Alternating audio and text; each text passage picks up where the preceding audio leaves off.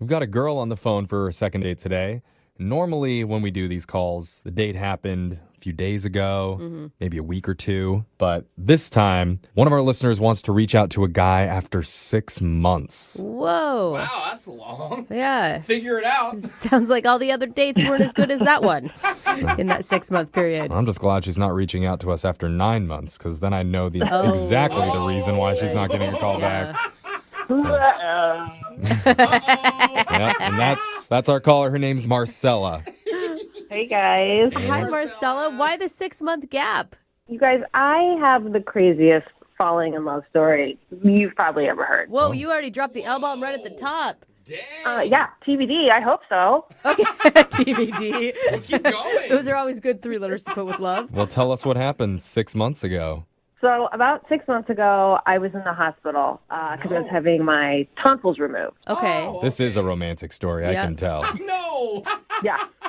So the guy I was seeing was going to pick me up that day when he got off work. Like pick you up from the hospital? I'm sorry. Yeah, you have to have somebody pick you up when you have like a outpatient surgery because Right. you've been under. So anyways, he was supposed to pick me up around 5 when he got off work, but I was discharged a little earlier, around like 3:15. Okay. Hate when I discharge early. It's so annoying. Gross. Gross. And is this guy your boyfriend at the time, or is it just someone you've been casually hanging out with? No, he was my boyfriend. Okay. So the nurse wheels me like down to the lobby and asked if someone was coming to pick me up. So, she gave me paperwork and she just, she left me there. So sitting there a little while later and the doors open like to the lobby and this gorgeous man who's not my boyfriend walks in with like a giant bouquet of flowers. Oh my God. Why do I picture like doves being released behind him and angels singing? And he sits down across from me. So we make eye contact a couple times and he smiles. And so I said, like, those are nice. Well, actually, I whispered, like, those are nice. Oh, right. Because of the tonsil situation. Yeah. But that was hot. Yeah. It's a little sultry. All right. What'd he say? He's like, what? I can't hear you. Oh, no. Off to a good start. Okay. But this is good. That's not your boyfriend. You shouldn't be flirting anyway. Oh, come on. Anyway, so I tried to say again, I was like pointing, I'm like, the flowers are nice. So he thanked me and he asked me what I was there for.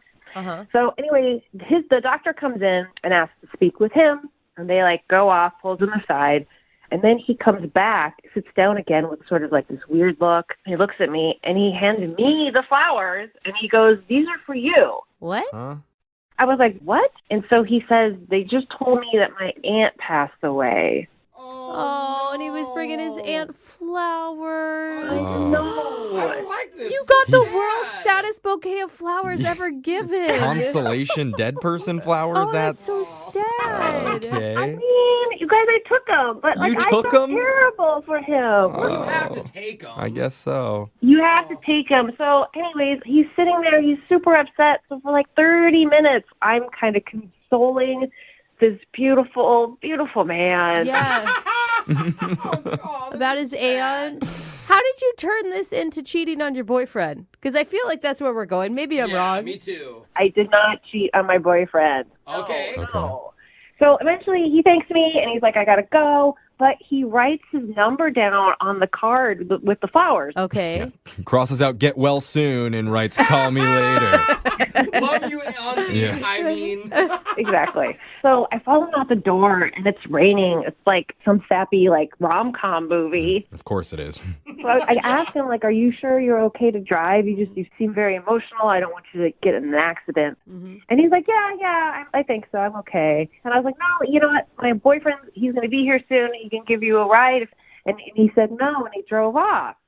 Yeah, because you just shattered his dreams. Like, he didn't know you had a boyfriend. You're flirting with him the whole time. He gives you his number, and then... He's like, give me those flowers Wait, back. what? Boyfriend? It worked out for What's the best. worse? I didn't want to lie to him. Like, I was know. trying to be a nice person, like a friend. He needed a shoulder to cry on. Yeah, you're a good person. Well, I tried to be. Anyway, so I texted him the next day and just said, thank you for the flowers. Hope you're doing okay. Man, your boyfriend must have been so confused though, like when you're walking out of there with a bouquet of flowers. think He's about like, that. where did these come What did from? he Yeah, say? but the explanation is pretty easy.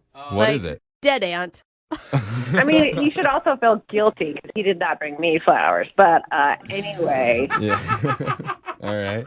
So fast forward a couple months later, I'm not with that boyfriend anymore. Good. Ooh, someone's single. That guy didn't bring you flowers. He deserves to be dumped. Agreed, and many other reasons. But we don't need to get into all that. All right. Anyway, you guys, I still have the flower card with his number. Ooh, this is so fun. And I really can't stop thinking about him. Like, am I a crazy person? Is this weird? Yeah, you're probably crazy and weird, but it's really great. Yeah. I encourage it. Is that Crazy bad? and weird is great for us on this show, so it makes good radio. Dude, I say yes. Make it happen. Let's do this. So have you reached out to him yet, or is this the first time? I did text him, and I didn't get a response.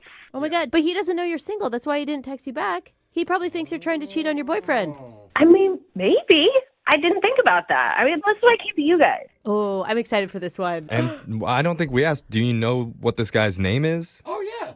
He signed it Alex. Just Alex. Alex is a sexy name. Alex and Marcella. Yeah, good hello, couple name. Ash. Call each other Marsalix. Sorry, that was stupid. You know, celebrity name. Yeah. Anyway, sorry. It does sound good together. I I'm with think you, weird. Jose. I'm with you. All I got right. distracted. Well, we're going to play a song. We'll come back and we'll call Alex and try and get you a second date, okay? Ooh. Ooh, I'm excited. Me too. All right, hold on.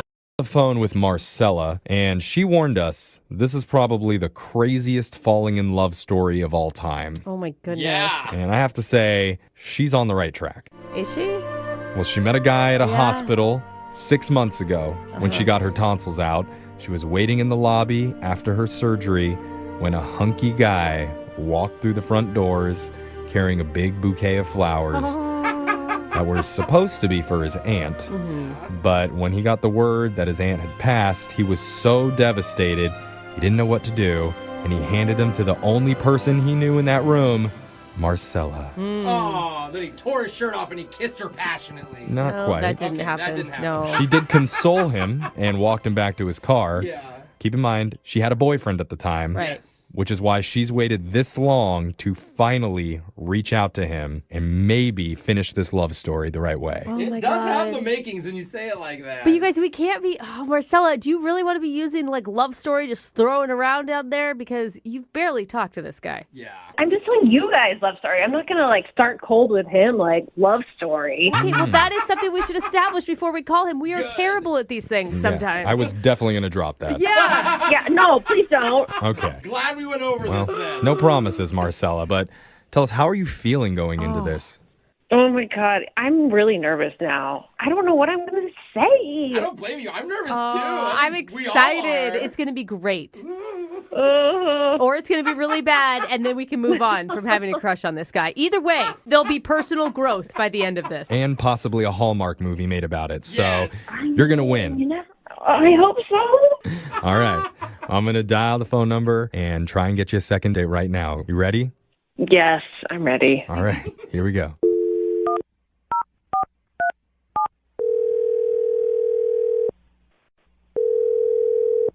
Hello? Hi, can I speak to Alex, please? Yeah, I was calling. Hi, my name's Young Jeffrey. Work on the radio. The radio? Mm-hmm. You heard of it before? Yeah, it's like in every car. Right. Yeah, it's like a podcast. That's the one. He knows it. All right. Dude, Good. awesome. We're best friends now. Yeah, we're on the dial, man. That's where we are. What is this about? So there's something that we do on our show called a second date. It's where if you go out on a date with someone, but they're not calling you back, you can reach out to us and we'll contact the person and try and figure out the reason why. I didn't go on a date with someone that's not getting back to me. That's true. That is That's a true. good point. This is one is a little bit different. Because the girl that reached out to us, you met about 6 months ago. Okay, 6 months ago. It's a long time. And you guys didn't go on a date. You met her in a hospital lobby. Her name's Marcella. Sorry. No, it doesn't ring a bell. Oh, you were going through a lot of stuff in the moment. So Yeah. She told us when she met you, your aunt had just passed away. Sorry about that too, man. Is that helping jog your memory, though? Honestly, no. okay, do you remember How being in the not? lobby and you had brought flowers for your aunt? And she said that you had talked briefly about the flowers, and then the doctor informed you about your aunt passing away, and you gave the flowers to Marcella. And she was like super worried about you, offered to take you home. Not take you home to her home, offered to give you a ride to your house. Yeah. Any of this jogging your memory? No? Okay, I think I remember. How do you not, like, definitely remember that your aunt died that day? I'm sorry, but... Okay, there's a reason why I don't specifically remember her. Okay. Yeah? What is it? There's just been a lot of flowers and a lot of girls. What? I'm even more confused. Yeah, what are you talking about? You have aunts in every hospital that are dying across the city? Like, I mean, honestly. Not necessarily. I had a buddy in the hospital, and I went to go see him. And I didn't know what to get the guy. It's your friend in a hospital. Like, what do I get him? So I just grabbed flowers from the shop downstairs. Okay. Okay. He kind of gave me the idea. He's like, man, why are you giving me flowers? I don't need flowers from you. Like, I bet you could pick up on, like, any girl down there and if you give her the flowers. What? Whoa. Your buddy told you to give flowers to girls in the lobby? Like a joke, and turns out it worked. I said I was there for a buddy, and I ended up hooking up with one of the girls I met in the waiting room. Okay, and that is definitely not Maricela. Yeah, so we're not talking about Marcella. This is before Marcella? Again, guys, I don't know who Marcella is. Okay. Well, when did this happen with your buddy? Well, it was a couple of years ago, I think. What? A couple of years ago. Wait. So are Year and you a half, setting this up to tell us that you've been doing this scheme for a while now? I'm not doing it anymore. So there was no dead aunt ever? I mean, I'm sure one of my aunts have died. Oh, You dog! This whole thing is a pickup scheme. Like I said, I don't do it anymore. I started feeling like a little guilty, a little sleazy, so I kind of... A little? How many girls have you picked up using this? Let's just say that it's a lot, and that's why I have a hard time remembering. Oh my god. Oh my god. wow, It's like, dude. I don't... I felt so bad for you. I know. The dead aunt is the thing that I'm most upset about. I'm also kind of impressed that this is your thing, but also really disgusted that you're using... I'm all over the board here. It's pretty shady. It is very difficult dating out here right now. Like, it's like the apps don't work. Blame it on the apps. But you're not even trying to date. It sounds like you were just hooking up with all these ladies. No, every single one I had a sit-down conversation with. And don't you even told them remember. all lies. Yeah, I don't know if that counts.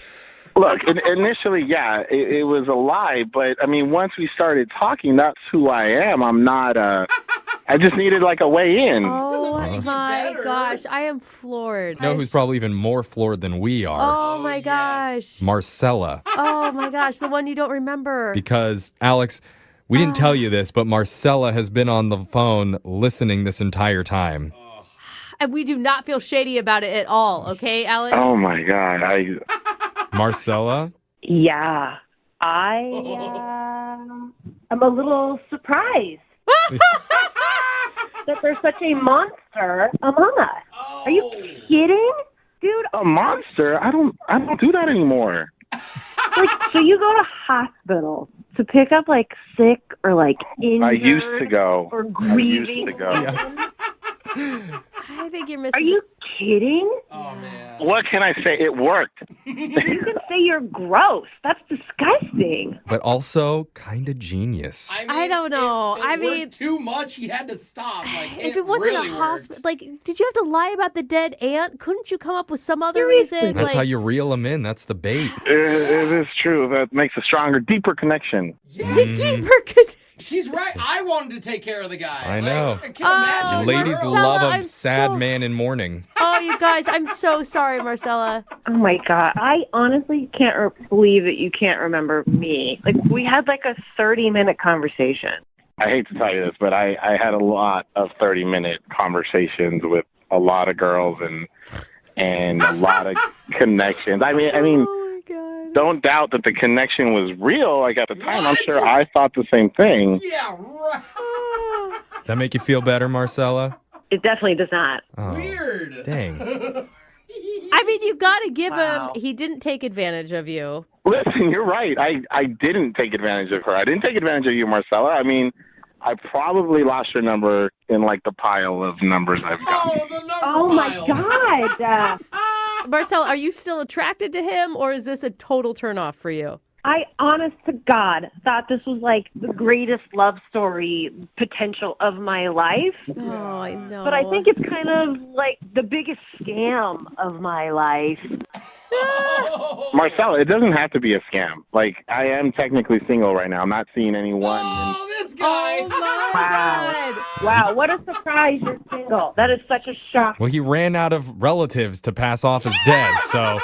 God. You know what? Like, I couldn't even date you now because you hang out in hospitals all the time. You're probably patient zero. No, I don't. I don't hang out in hospitals all the time anymore. I don't do that. Oh. Well, this feels like the right time No, it does not. to ask Alex, would you like to go out on another date with Marcella? We'll pay Why for are it. you asking him? She needs to be there. She's the one that She's the one that contacted called us. I know. Obviously, if I went up to you and gave you flowers, then you must be good looking. So, yes, I will like to go on another date. All right, Marcella. It's like a blind date for Alex. Marcella, like... I mean, Alex is right. I am hot, and he's not going to see me ever again. Absolutely not. Oh, you missed out. I didn't see that coming at all. Jeffrey didn't. But did I miss out, Marcella? Because I honestly don't remember who you are or what you look like. Oh, my no, God, that is so low, dude. How dare Come you. on. Well, sorry, Marcella. Oh, No second date for you. I'm dude, happy you are they're going to be not. so jaded after this, Marcella. I am so sorry. Yeah, I'm the color of jade. Like, this is ridiculous. And all right. Oh.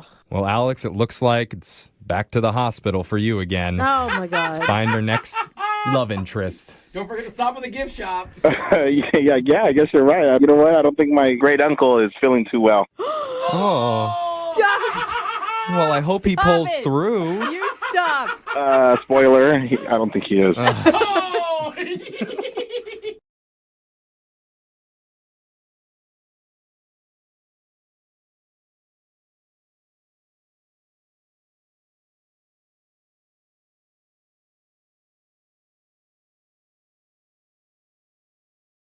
You can learn a lot about life through baseball. Yeah. You know, when life throws you curveballs, you knock them out of the park. I like Sometimes you step up to the plate, you swing, and you miss, but that's okay. it. Yeah. Or sometimes you're the pitcher, and sometimes you're the catcher. Uh-uh. Either way, you're gonna have a good time. What? That's Those not the are some analogy. famous sayings from baseball, and I bring them up because the guy on the phone for a second date today, his name is Matthew, and he met the girl that he wants to call at a co-ed softball game. What's up, Matthew? How are you? Hey, I'm doing pretty good. How about you guys? Pretty good. Were you the Oh pitcher my or the God. catcher that day? I mainly bat and, play third base, but Thank God So- for answering it like God, that. you're You're- a sick man. Your email said that you met the girl that you want to call. Her name is Trisha. yeah, she's real sweet. Okay, and it says here you met her at a co-ed softball game. How'd that work? Yeah, she was on the opposite team. Oh, the enemy. Yeah, so that's, a little extra charm as well. Let me guess. She was pitching to you. She struck you out, and then you threatened to fight her. No way, dude. 'Cause That's what. usually how friendly softball games go, Yeah. Jubal. You're right. Thrown out of the game. Yeah. There's a lot that of how- physical violence. Is that how it went down? It was more like when we all went to the bar. Oh. Then you threatened to fight her. No. There was no fighting. No Thank you. fighting. Just softball. Okay, Just softball. strange. No fighting during the game or afterwards. That's different than any co-ed sports league that I've been involved in. There's always a fight at some point, but okay. Move on from the Right. violence, please. All right, so you met her at the bar. Yes. And had you had your eye on her like all game? Oh, yes. All game for sure. What about her stuck out to you? Oh, I mean, her legs just go on for days, One of those girls with legs all the way up to her butt. Yeah. So hot. So hot. We all have She them. was really good at the game, and on top of it all, she seemed like a genuinely cool chick. Awesome. So Okay. how did you approach her at the bar? Oh, I mean, I grabbed her a drink and, said congrats for whooping her ass, and, then we just started talking about how long we had been playing, and then one thing led to another, and I ended up getting her number, and we set a date to go hiking. Sweet. Nice. How was the hike? Oh, it was great. She met me where we were going to start out. Nice. What'd you say? Oh, I just said nice. Sorry. I heard you. I was just like, what? It's very nice. She met you there. Yeah. I'm excited for you. She met you where you're going to start. That's better than meeting you at the end of the trail, I guess. I approve. And she was just as awesome as the first time you met her. Absolutely. Like, she did great on the hike, and we were able to talk. We weren't winded or anything. And, I mean, at the end, like, when we said goodbye, like, I didn't know if, a kiss was feeling out. And, I mean, she was real sweaty. I was real sweaty. Yeah. I didn't know, like, we kind of just had a quick hug, but, like, it was still, like, you felt that connection there. And we made plans for about a week later to go out again. Oh, so you guys had a second date. No, see, like, a day before, she texted to cancel. She needed to cancel for some reason, but, so I don't know. And now it's like, now I haven't really heard from her, so kind of feel blown off. Have you tried to reschedule that date that you had planned? I mean, yeah, I sent one or two texts just saying, hey, sorry, scheduling didn't work. Is next weekend good? And I didn't really get an answer from any of that. Can I ask, I mean, just looking back at the time you guys spent together between like the softball game and the hiking, do you think that she also thought of this as a romantic date? Well, I mean, I would hope it would be kind of obvious because I asked for her number. I said I would love to get together. Like, to me, that sends a pretty clear signal of like, hey, I'm interested in you. Right. Even if like things go slow or whatever, you know what I'm saying? Right. So how long has it been since you've heard from her? It's been over a week since I talked with her, and she hasn't responded to the two texts I sent. Oh, man. Just a sweaty hug at the end of the hike. That's all you got. Yeah, right? All right. Well, we'll play a song, come back, and then find out if you got a second date or if you get ditched. Thanks, man. All right, hang on. I got to say, I'm skeptical of you, Matthew. Am I suspect? Yes, you are. For what? Well, we do a lot of these second dates, all right? And everything always sounds normal until we get the person on the phone, and then something weird comes out, okay? Now, you said that you met this girl at a co-ed softball game. You went to the bar after, asked for a number, and you guys went on a hike and had a great time, and nothing weird happened. That is all true. Okay. Well, if I call her and I find out that you've been going to all of her games since then, dressed up like... No. Buddy, I will be 100% honest with you.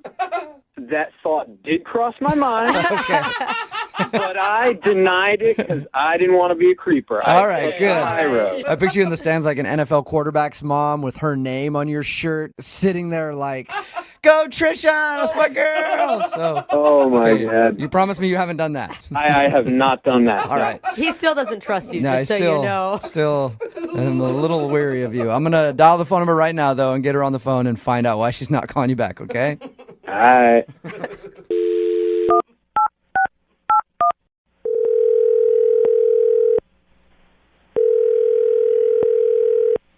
Hello. Hi, is Trisha there? Yes, this is she. Hey, Trisha, how are you? My name is Jubal, and I host a radio show called Brooke and Jubal in the Morning. Okay. I'm calling because one of our listeners sent an email about you. His name is Matthew, and he sent us an email saying you guys were supposed to go out on a date, and then you stopped responding to him, and he wants to know why. He sent an email about that? Why would he do that? Because he liked you and he would like to go out again, but you just stopped talking to him, so he thought maybe we could help him out and figure out the answer. Look, I am not comfortable discussing this. If it's something way too personal, you don't have to tell us, but if it's not, I mean, he wants to know. He liked you a lot. You got to put yourself in his shoes. You know how frustrating it can be if you feel like you connected with somebody and then they drop off. I mean, yeah, I get that. And he's a good guy. I totally got that sense from him. Okay, so if he's a good guy, then why aren't you calling him back? Look, he was really cool. He's just not marriage material. Whoa. Why is he not marriage material? Did you guys get into that conversation on your first date? No, we didn't, talk about it. But, you could just tell from the date. Is he immature or something? I mean... Well, here's where I am. I am not getting any younger, and I absolutely want to get married someday. Yeah. And he's just not going to be that guy. That is a really quick judgment to make after meeting someone just one time. Yeah. Actually, we hung out twice. Oh. Okay, so 2 times is enough for you to know that? Now you know everything about him. How can you possibly know that he's not marriage material after 2 hangouts? Because after the second time we hung out, he took me back to his car, and his car was full of stuff, like piles and piles. Wait, and, are you saying that it was just messy? Like there was like garbage and stuff in it? Well, like I didn't know. So I had asked him, I was like, what's the deal with all your stuff? Are you moving or something? And he said no. And he said that he lives out of his van. He lives in his van? Yeah, and he does it by choice. What do you mean? It's not that he's homeless, it's that he wants to be homeless? Yeah, he chooses this. Really? What did he say to you to make you think that? He said, look, it's this really great situation. I choose this. I feel it's better. I'm saving money. And I look in there, and there is a mattress. There's a jug of water, hot plate. It's really weird. Yeah. Normally, when you see a van with a mattress in it on a first date, that's a good sign. No, always bad. So you're saying you didn't want to see him again because he lives in his van? No, I don't know. I've been going back and forth over this, for the past few days because, he lives in a van. Yeah. So you're saying you don't want to move into a van if you guys ever got more serious?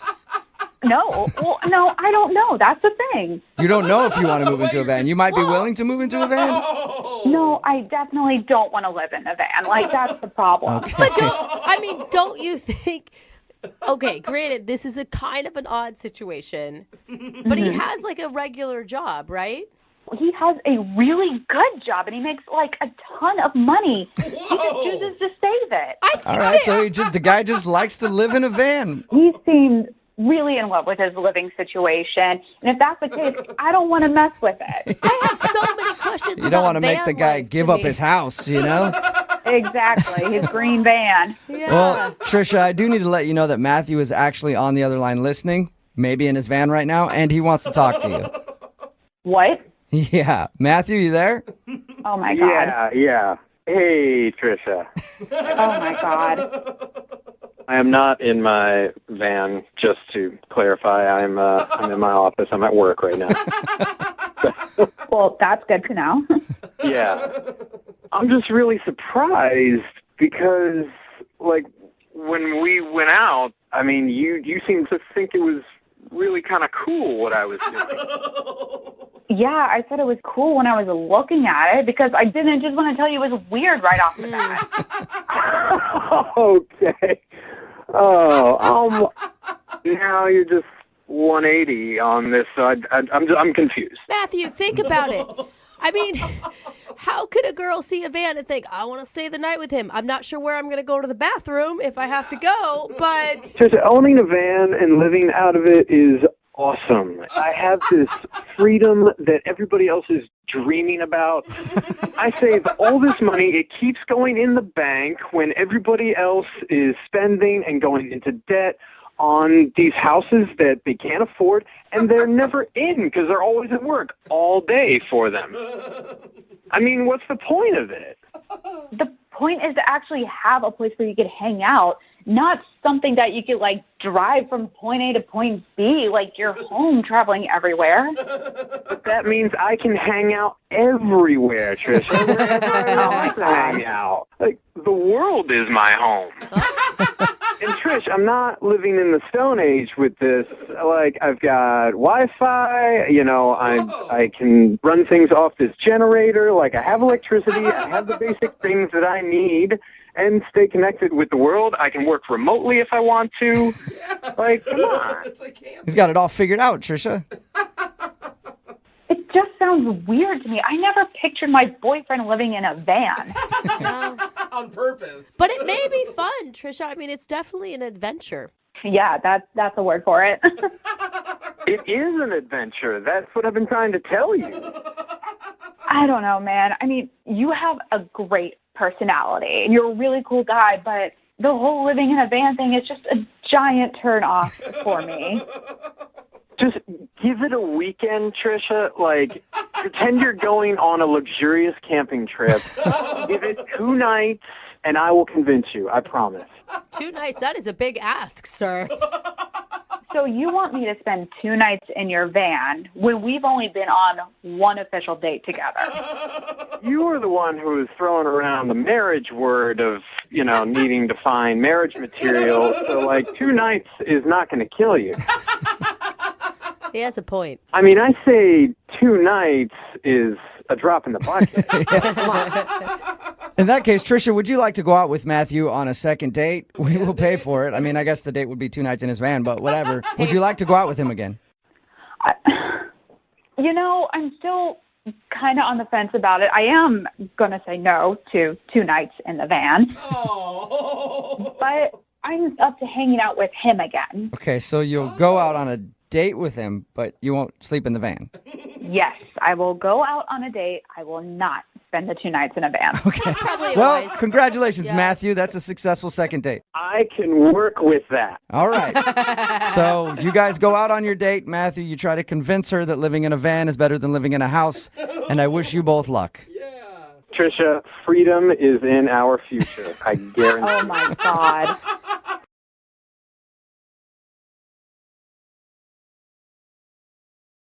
Looking for the perfect birthday or anniversary gift or a special date night? Well, then you need Zodart, Seattle's only exotic car rental company. Visit Zodart.com to book an exotic special car for that very special day. Moving 92.5. Brooke and Jubal's second date update. A lot of times you go out on a date, and then after that date, you're waiting for them to call. You're like, oh my God, are they ever going to call me? You wait like a week, 2 weeks. And you just sit there by the phone and wonder if they're ever going to call you back, and it's the worst. Well, Trevor has been waiting for a phone call from the girl he went out with for 10 years. So, Trevor? I'm hoping that phone call will still come, but I don't think it is. That's why he wants to do a second date update today. What's up, Trevor? How's it going, guys? Pretty good. So you want to do a second date update with somebody that you went out with 10 years ago. I do, but let me tell you the story because, it makes sense. Okay, because right now all I picture is you sitting by a phone with cobwebs, gathering around you as your hair grays. It's not that bad. It's not that bad at all. I mean, it's close to that bad. But it's not that bad. So tell us the story.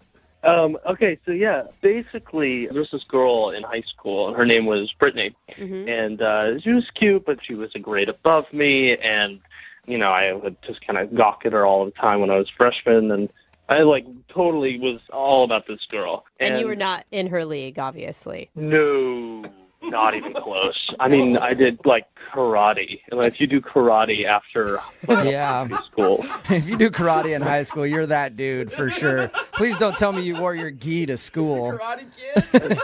Exactly.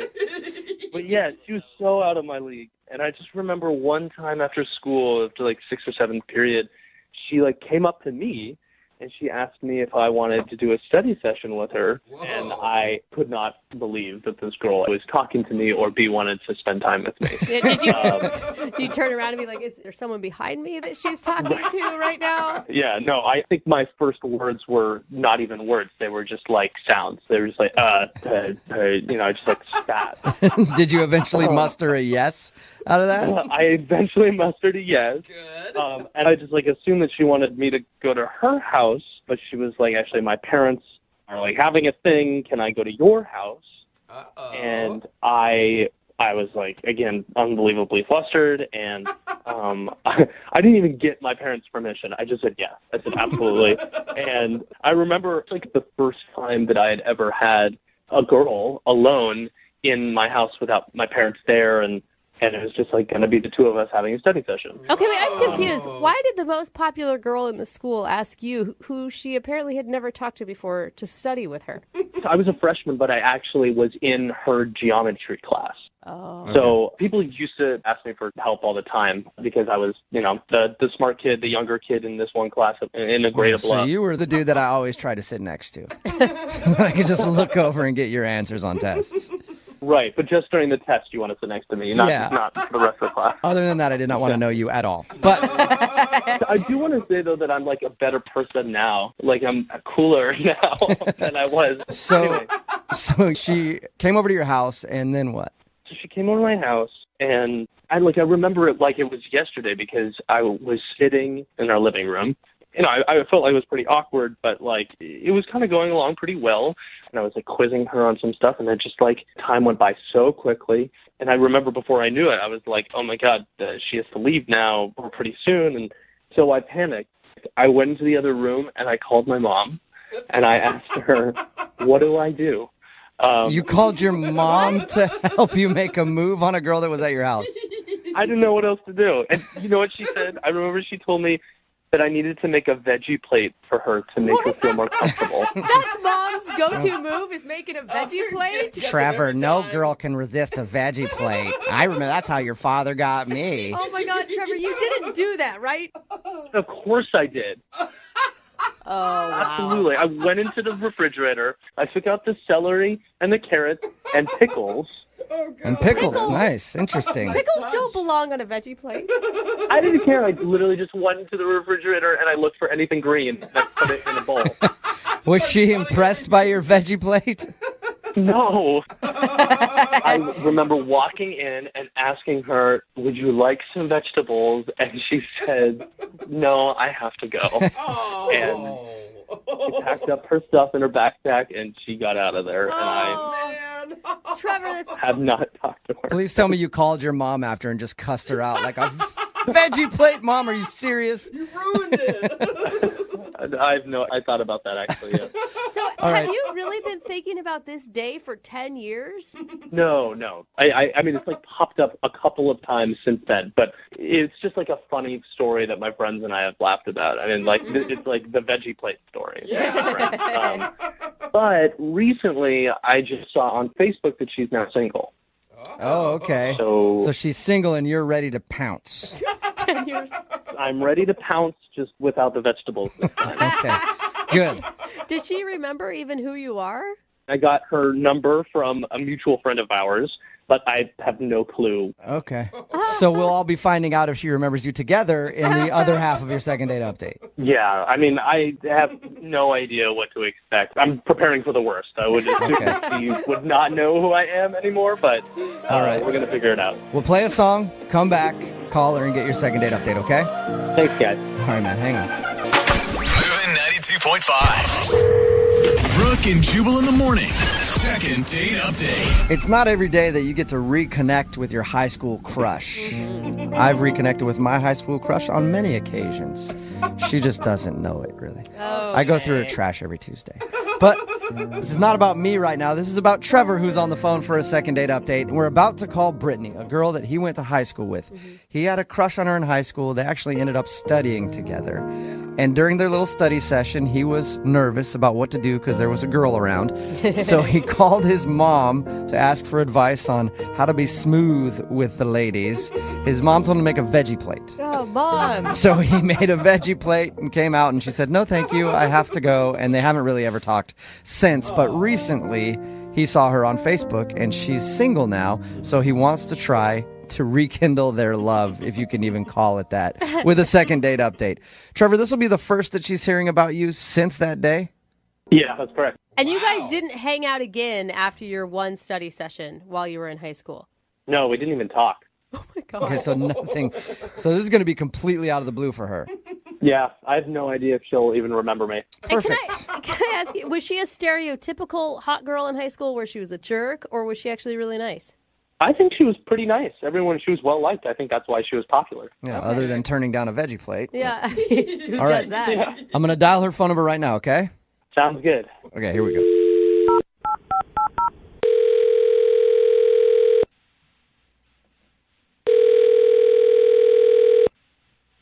Hello? Is this Brittany? Yes? Hi, Brittany. How are you? This is Jubal from Brooke and Jubal in the morning. Are you serious? I am serious. Oh my God. Okay. Hi. Hi, what's going on? Hi, Brittany. Not much. What are you all doing? We're just hanging out, figured we'd give you a call and check in and see how your day's going. Okay. Why are you calling me? That's a great question. Well, I want to talk to you about something for a second. It's something you might not even remember. Okay. It happened back when you were in high school. Oh gosh. Is this for real or is this a prank? No, this is not a prank. This is for real. Okay, this is a little different, but okay. So there was a dude named Trevor that you went to high school with. Do you remember a guy named Trevor? Trevor. In my class? Yeah, let me see if I can jog your memory a little bit, okay? So you guys went to high school together. I guess he was in one of your classes. And one day you guys studied together. Okay. That still could be a lot of people. Well, I'm thinking you might remember studying with this guy. He was a freshman and you were a sophomore. Okay. And I guess you guys had geometry together. Okay.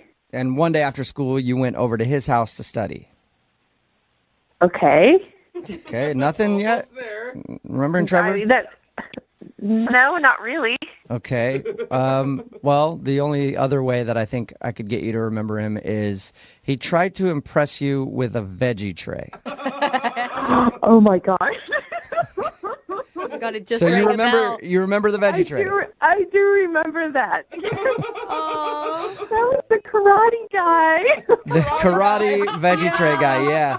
So, and Trevor actually emailed us because he wanted us to get a hold of you because he had a huge crush on you in high school, and I guess still kind of has a crush on you and saw you on Facebook the other day and wanted to see if you'd go out with him. Oh my God, are you for real? I am 100% serious, yeah. He told us the whole story about how you asked him to study, and it was like, seriously, the most memorable moment of all of his high school career. Oh God. Oh my God, that's so weird. Were you interested in Trevor in high school, or was that just a study session for you? I just needed to pass geometry, and he was the smart guy. There's no doubt. He was a smart kid. Was it obvious that he liked you, though? I don't know. I mean, he was younger, so you know how it is. Like the younger guys, look up to the older girls. Right. And as a sophomore, you don't want to date a freshman. I mean, come on. Yeah, this whole thing was so long ago. I kind of remember that afternoon. It would be hard to forget with the veggie tray. But, it didn't get totally weird until the next day when his mom called me. Wait. His mom called you? Yeah. Oh my God. I've never told anybody about this. Yes. His mom called me and she told me that Trevor had been really, really upset and crying in his room. Oh man. Oh my gosh. And was just all devastated. And she wanted me to make sure that I knew that he was a really good kid and that the veggie tray was her idea. Oh my gosh. So she actually called you to let you know the veggie tray thing was hers. Yes. She said she was just trying to help her son on his first date. Oh my God, I am mortified for him. Oh my God, I was dying because I'm like, this was not a date. And I'm trying to explain to her, it's like, I need help with geometry. That's it. That's all. So you're like, we were actually just studying. That's all I wanted to go over there and do was study. Yeah. Oh gosh, it was crazy. And she went on and on about how all he wanted to do was kiss me, and she was trying to help him, but she didn't know how it worked these days. And so, she was all so apologetic about the vegetables, and it wasn't about the vegetables. Were you just stunned on the other end of the phone? I wouldn't even know what to say. I'm embarrassed. As a kid, it's so nerve-wracking, when an adult to call you in the first place. Right. But the end of the conversation, she was trying so hard. I mean, I guess it was kind of sweet that she offered to drive us to the movies if we wanted to have a date. And I was just like, no, thank you. Goodbye. Oh my gosh, you could have destroyed him in high school sharing that story. No, but I didn't have the heart to do that because, it's so tough anyway. And I remember that's why I didn't talk about it. I didn't tell him about it. That is nice of you. That's really nice of you not to put him on blast for his whole high school. I wonder if he knows, because he didn't mention to us about his mom calling you when we talked to him. I hope for his sake he doesn't know. He doesn't need to know. What if his mom told him? If he didn't know before, he knows now, because he's on the other line listening to this conversation. No. Yes. Yep. Trevor, what's up? Oh my God. Trevor, you there? Oh my God, I'm so sorry. I'm mortified. I can't believe any of this is happening. I can't believe it either. My mom's horrible. No, she loves you. Yeah. You got to give her that. Did you know your mom had done that, Trevor? No, not at all. We had never talked about it. Oh, man. She came home and she asked me how it went. And I'm sure I probably just went to my room or something. I don't know. I don't even really remember crying. But wow. Sure. Wait, Trevor, you were such a nice guy, and it was so nice of you to be willing to help me with geometry. But yeah, that was a crazy day. Well, you're still very sweet if you're able to say all that. So, I hope maybe if you want to, we can, go on a second date, another first date. Yeah. Another first That's better, Brittany. Trevor. That's better. A better first date. I promise there will be no vegetables and there will be no mothers. all meat date. It's been a long time since you guys have seen each other. Yeah. Yeah, but I gotta say, I'm a lot different than what I was in high school. I don't do karate. I don't wear my outfits to school anymore. I actually play the mandolin now, and yeah, so I'm a lot cooler than I used to be. That's nice. He put down the veggie tray and picked up an instrument. I don't even know exactly what a mandolin is. Well, you can find out. Brittany, would you like to go on a first/second date with Trevor 10 years later? We will pay for it. I can't believe he even remembers me.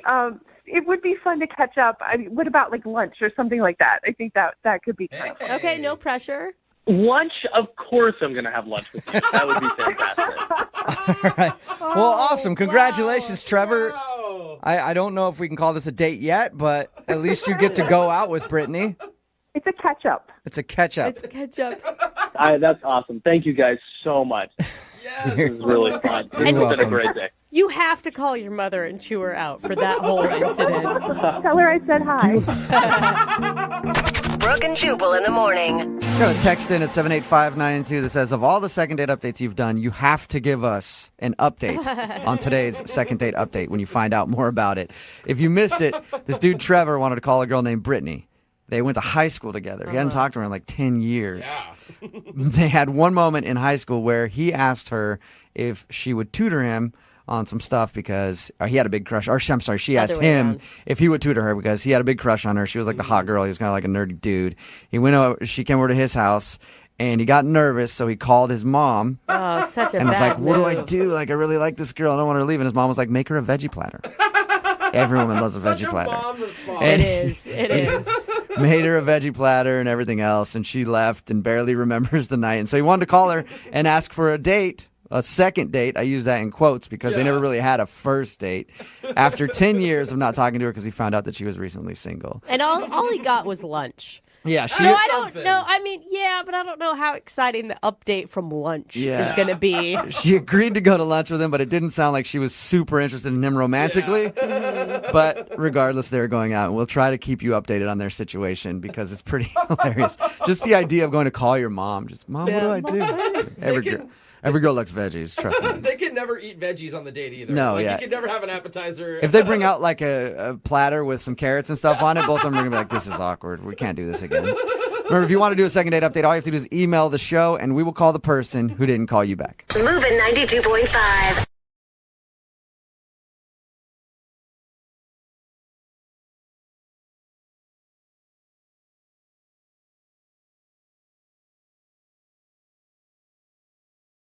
Moving 92.5. Brooke and Jubal's second date update. You know, I've hosted a lot of speed dating events for different companies. Yeah. And I never actually thought that people ever go out on dates from speed dating because they're the most awkward things ever. I'm with you on that. Usually people sit together, it's like, oh, you got a minute and a half to do your date. And they sit there and they're quiet and they look at each other. Most of the time the guy's trying to talk to the girl who is already looking at the next table over because she sees a guy who's way better looking and is just ignoring him the whole time. Yeah. They're just bad and awkward. But apparently people actually do meet someone on a speed date that they'd like to see a little longer in person. Sort of like what happened with Zach, who was on the phone with us for a second date update. Zach apparently met the girl that he wants us to call today on a speed dating adventure. Is that right, Zach? Yeah, how you guys doing? Good, man. So it actually worked out for you, huh? The awkward speed dating thing. Well, yeah. I was shocked. Have you done speed dating type stuff before, or is this the first time you had done it? I totally agree with you, man. It always seems kind of awkward or weird, so I've stayed away from it for the longest time. My buddy and I both ended up going just for the hell of it because we dared each other to do it. And it was funny because most of the girls there they just definitely were not my type. There's one girl I totally connected with, and that's the girl I ended up going on a date with, Carly. What did you learn about Carly in that minute and a half that just made you think, wow, I was wrong about this? She's hot. We talked about a lot of different things for it. It wasn't so much that. It was just the vibe I got from her. She just seemed so different and down to earth. And probably because she was new in town. She told me that she's just gotten to the area. I imagine in a situation like that, Zach, it's not so much what you learn about each other. It's like if you guys can even have somewhat of a decent conversation in a minute and a half. So what did you guys do on your actual date? So, because she said she was new in town, I wanted to take her to Pike Place. I wanted to kind of show her a little bit of what it is that we're known for in the area. And so we went there, we walked around, we had some food. She's a really easygoing girl, and we had great conversation. And we did I got her to throw some salmon in the marketplace, which was a lot of fun. Oh, do you like the fish catch? Yeah, she really dug it. I mean, it was just cool overall. It was just really easy with her. Okay. How long has she been in town? You said she's new in town. When did she move here? When I met her at speed dating was 3 weeks. And we actually got together just a few days after that. So yeah, it's been like a little less than a month. Where's she from? She's from Tennessee. Oh, I bet she has a really cute accent too. Yeah, she's very sweet, very down to earth. I even bought her some flowers over there, and it's almost like I just bought her a new car. You know, she's just like biggest smile on her face, and she's just like so happy and just really, really super nice girl. All right, so you had a good time. Yeah, I had a great time. All right. I would think as a good old Southern girl, she would be getting flowers every day, like for every date she went on. But she thought it was an unusual thing? I don't even think she really expressed that it was unusual. It was just the way that she was thankful for it. And she just made me feel special that I even thought of giving her flowers. You know what I mean? She's a country girl from Tennessee. I go to the big city and this man's buying me flowers. What's next? Is he going to ask for my hand in marriage? Oh, you can, you. How did the date end? Did you guys share a kiss? Anything more than that? I walked her to the car, and I wanted to be a gentleman about it and just give her a kiss on the cheek. Well, of course you do, sir.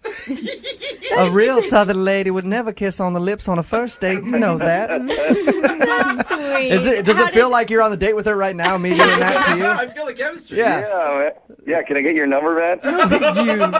You know you can. Tall drink of water. All right, so you kissed her on the cheek, wanted to be a gentleman. She's obviously not calling you back. How long has it been? How many times have you tried to get a hold of her? I called her a couple times, texted her a couple of times, and it's just clear to me that she's just blowing me off at this point, which is really weird because I wasn't expecting that. Did you get any response from anything?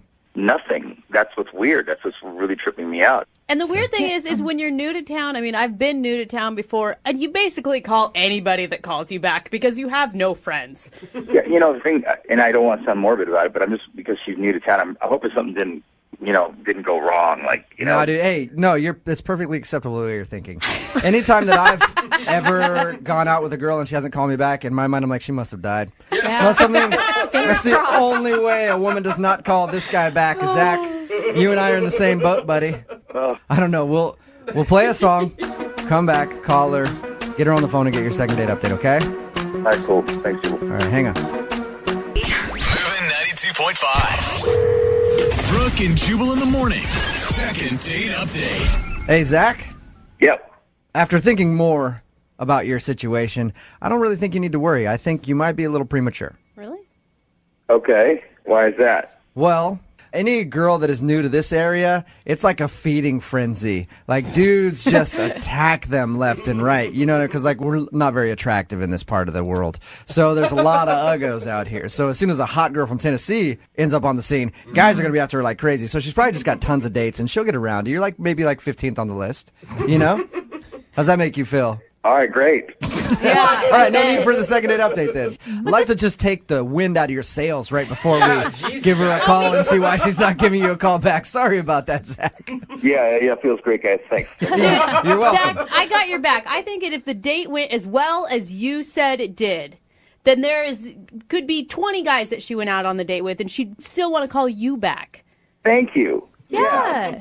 That's the way I'd like to see it. Okay, well, I'm going to dial the number right now, see if we can get her on the phone, and then get your second date update. You ready to go? Yep. All right, here we go.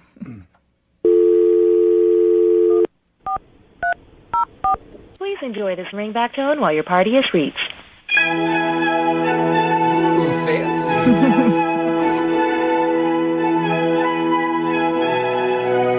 Hello? Hi, can I speak to Carly, please? Yes, this is she. Carly, how are you? This is Jubal from Brooke and Jubal in the Morning. I'm doing good. Who did you say what? Jubal from Brooke and Jubal in the Morning, a radio station here in town. I know that you're new to the area, and what we do is we get a list of people that have just moved here, and we call them to welcome them to town. So, welcome, Carly. Oh, wow. Yeah. That's real nice of you. Yeah, it is. So, where are you from? You're from Tennessee? Yes. And nice. And how long you been here? Just about a month. Is this really what y'all do? Carly, I'm not actually just calling to welcome you to town. Okay. You recently went out on a date with one of our listeners. You're calling me about a date that went on? Yes, I am. You recently went out with a guy named Zach who listens to our show. You met during speed dating. Wow, y'all do things real different in Seattle. Yeah, welcome to our city. So you went out with Zach, right? And he liked you a lot, but now you're not giving him a call back. So he emailed us to see if we could get you on the phone and find out if he did something wrong on your date. Okay. So what'd you think of Zach? He was real nice. Okay, so no problems with Zach, then why haven't you been giving him a call back? He says that he's tried to get a hold of you a bunch after your date. I don't really want to say, honestly. Is it embarrassing? Well, a little embarrassing for him, not so much for me. Okay, well, that's perfect then. I don't mean it's perfect that it's embarrassing for him, but he's the one that wanted to know. So if it's something that's embarrassing about him, he's willing to hear whatever it is. So I just feel real bad because he was real nice, you know. Think about it this way, Carly. It's not mean to give constructive feedback. You're helping him out. Down the line, this might help him. But I just want everyone to know that he is a real nice guy and he treated me real well, and I don't have anything against him. we know that you like him. We know that you don't have any ill will towards him and you don't think that he's a jerk or whatever. But what is he doing, or what did he do on the date that was embarrassing enough to make you not want another date with him? He sort of made these weird noises. Like when he was talking, or? Like throughout our date. Like we would just be talking, and then all of a sudden he would go like that with his, like he would make that sound with his mouth. Okay. Did he? Are you picky? Are you normally a picky person when you date? No, honestly, not at all. I mean, I was just a little confused. Like I didn't want to say anything because I thought maybe he had like a tick or something. Uh-huh. And I didn't want to be mean, and I know people have that, and I understand that, so I wasn't going to say anything, but he kept doing it. And then finally, at the end of the date, I just sort of asked him, because I figured I might as well ask. How'd you ask him? Just, hey, what's up with that weird noise you're making? Yeah, he made the noise, and I kind of laughed, and I was, like, nicely, and I was like, hey, like, what's that noise you're making? Yeah. Like, what's that about? What did he say? Like, and he goes, I'm just taking mental pictures of our date. I'm taking mental pictures. So he's taking mental pictures on your date, which is, I guess, fine, but he's actually making a camera noise when he does it. Oh my God. Yeah, that's what I'm saying. Like, at least he could do it silently, you know what I mean? That's pretty weird. So let me get this straight. All right, just so I can really... It was so sweet, but it was just so, like, I didn't know what to do. It was just, I was very weirded out because he's like, I just want to remember how beautiful you are and, like, where we are now. And when I toss the fish or whatever it is that y'all do at that time. Did you laugh when he told you that? I think involuntarily I laughed. Yeah. Because I was a little bit weirded out, so I didn't really know what to do. So that was my reaction. I kind of like, oh. Yeah, did you try to play it off like it's a cute thing? Like, oh, I just like you so much, I want to take a mental picture of you. Yeah, I think he thought that would, like, do it for me or something. Yeah. Like, Okay. but it honestly was, I felt like, oh my gosh, I'm in an episode of CSI or something, Like, that's what the murderer does before he gets caught. That's how they find him. Yeah. That's his tell. Okay. Oh my gosh. So you don't want to call him back because he takes mental pictures of things and makes a camera noise when he does it. It wasn't just that. It's just that he thought that was, like, a cute thing to do. I was like, what other cute things does he think is okay. Yeah. Carly, wouldn't you be interested to hear an explanation from him about his mental camera that he brings with him? Not really. He told me enough on the date. I don't really need to hear anymore. That's a shame. That's a shame, Carly, because Zach is actually on the other line right now and has been listening to this whole conversation. And taking mental pictures. Hey, Carly. Oh my god. I'm so sorry. Really? That's the reason why you don't call me back? Just because of that? Just because of that. Oh my god. I'm so uncomfortable right now. I don't really know what to do. Well, you know what? When I first heard what you guys were saying, I felt a little embarrassed, but I'm not kind of thinking about the bigger picture here. Maybe it was all in the delivery because it really was supposed to be funny. It was supposed to make you laugh. I mean, we were having a great time. I was supposed to make you smile, but I didn't think that was very funny, honestly. I just listen, I was just trying to be romantic. You know, there's plenty of girls that would be totally cool with me doing something like that that's kind of romantic and in a silly way, you know?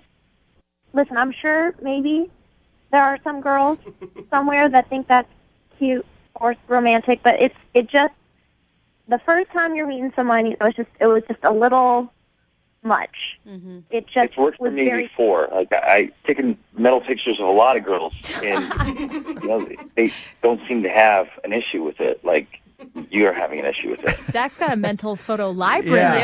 Almanac. So this is your thing, Zach, to be cute with the ladies and romantic. You're like, you're so beautiful. I'm going to take a mental picture. You like that? I don't know why you guys are all being weird about it. Because it's one thing to do it once, Zach. Like maybe you did it once and that's cute, but to make that noise throughout an entire date. Whatever. It's romantic. You guys obviously don't know what you're talking about. It's worked for me in the past. Everybody seems to be cool with it, except for you guys. Well, I mean, all right. The one positive thing is he really does like you a lot. Mm-hmm. That is true. Zach, do you want to go out with Carly again? I do. You do? Okay. Carly, would you like to go out with Zach again? We will pay for a second date. Maybe Zach leaves his mental camera at home in the mental camera bag and doesn't bring it along on your next date. Would you go out with him again? We will pay for it, Carly, if it helps. I mean, honestly, I'm still a little bit weirded out, but now that I have been publicized on the radio, I feel like I have to say yes. Yeah. So. And Zach's not a bad guy. He's just a mental photographer, and that's just what he does. Oh, man. Well, now you're making me think that I should say no because it sounds real creepy the way you say it. No, don't. I'm not trying to do that, all right? So we'll send you guys out again. Congratulations, Zach. You got your second date. Thanks, guys. Yeah, man. I took a big beating through all of that, but... You came out alive. And Zach, if the date goes really well and you guys end up together at the end of the night, I want you to forward me some of those mental pictures, all right? Maybe video camcorder. Yeah. We're just right in the middle of it, just... Brooke and Jubal in the morning. Before we even played the second date update for you, I asked for an audience poll. Text us at 78592 if what the guy did on his date was creepy or romantic. We asked the question because Zach wanted us to call this girl Carly. We got her on the phone. It came out the reason that she does not want to go out on a second date with Zach is because during the whole date, he would stop and go, "Shh, I'm taking a mental picture of this." So he was taking mental pictures on the date. It's a move that he's done many times, and he says kills it. Yeah. Women always think it's romantic, and it always works for him. It's Brooke and Jubal in the morning on Moving 92.5. Out of all the texts that came in about this second date update, 98% of them say creepy. Mm-hmm. We did get one person out of the hundreds of text messages that we got that says, I'd be interested in that. I think it's romantic. So one person actually kind of think it's cute. It's probably him defending himself. Yeah. He's like, wait a second. So yeah, pretty much very creepy to take mental pictures while you're out on a date. And the thing is, if you're taking a mental picture of something, do it in silence. Yeah. Making a camera noise and then saying that you're taking mental pictures of stuff is probably not going to be considered very romantic. Emphasis on the mental part. It may even be less creepy to just take the picture with your cell phone, like a real picture. Oh, no, she probably would have liked that. Oh, put this on Instagram. Yeah, Come exactly. on. An actual picture is a lot less creepy than a mental picture. Lesson learned. If you want a second date update, all you have to do is email the show, brookandjubal at moving925.com. We will call the person who didn't call you back. Moving 92.5 presents Freak Night 2014.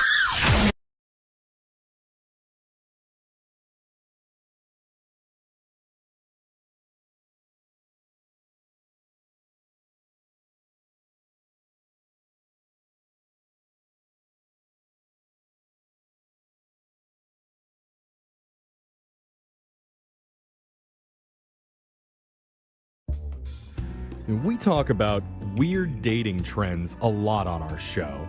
And I think it's cool when we hear from listeners who actually try them. Yeah. Like, remember a little while back we had a couple on this segment that did the Target date night challenge? Oh, yeah. I was supposed to do that with my husband, and I never got around to it. Yeah. That's where you buy random stuff from Target, and then you have to try and figure out how to make a date out of those items. It's really creative and fun. Yeah, except for the diapers part in that situation was an Still issue. creative, Yeah. still creative. Or what about the 100 Dudes in 100 Hours challenge? Oh, what was that? I don't... I'm ashamed to admit, What? I only made it to 79. Oh, wow. Before my body gave out. So really disappointed in myself on that one. But one of our listeners says he tried a date night challenge off the internet recently, and apparently it went well, but he would like some help from us today. His name's Rick. Rick, how many dudes did you get through? No. Did you beat me? No dudes, man. No dudes. Oh, it was a different challenge then. He's just laughing. I like it. All right. What made you... I'm already going through it, and you guys are killing me. I know. Well, but before we get to the internet challenge, tell us about the woman that you want us to call. What's her name? How'd you meet her? Her name is Bella. I met her online, and this girl was beautiful. At least her pictures were when I love that. That's great. Bella does mean beautiful, too. Yeah, it does. I mean, here's the thing. When you saw her, what made you want to do an internet challenge thing? Well, the funny thing was we were trying to figure out a first date. And through the process, I was like, wow, this is going to be awesome because we both thought all of the ideas we had for first dates were like crazy cliche and stupid. You bonded over that. Yeah. Okay. So she found this thing and she sent me a link for it. It was like some photo shoot blind date thing. Oh, so it's actually her idea. Yeah, it was totally her idea. It's like people who don't know each other, they can have a photo shoot of their first date done. And then that way, like after the date, you can look back at it. You can see if the chemistry was there or not. And then if it was a really cool date and like the relationship leads to something, you have this really amazing keepsake of your first date. Okay. Like a whole photo shoot there's a of your photographer first time. There's a lot of hope in that idea. I see. So doing the photo shoot is the actual date. Right, exactly. Oh my God. I don't know, man. I get so uncomfortable in photo Absolutely shoots. not. Like, I think it'd be fun. I know you love being in front of the camera, but not everybody does. That's true. It sounds very unique. I will say that. So how did it go? I thought it was going to be awkward. She found a photographer. I went ahead and booked it, and we did this shoot in the city. And I was crazy nervous, but like when I saw her, she came out in this stunning dress. Her hair looked amazing. She was beautiful. I cannot emphasize that enough. I gotta say, genius on her part. Because it is such a good reason to make sure that you look like perfect for your date. You can wear whatever you want, whatever looks best on you, and be like, well, it's a photo shoot. Yeah, you can wear like a ball gown or whatever. What did you wear? I wore a nice suit with a light purple shirt with a black tie. Ooh, nice. Oh, yeah. Okay, and so we were fancy. This We're wasn't both casual. dressing up. All right, so how was the actual chemistry between you and Bella? I found it to be amazing. As the date went on, we both really kind of relaxed. And there was a moment where we forgot the photographer was there and we kissed for the first time. Oh. You got your first kiss on camera? I did. Oh, that's cool. See, now you girls think it's cute, huh? I never doubted it. I'm just it's hard for me to be in front of the camera like that. But have you seen the photos? Yeah. Well, I have the photos, and that's kind of the problem that I have. Oh. She's ghosted me ever since that date.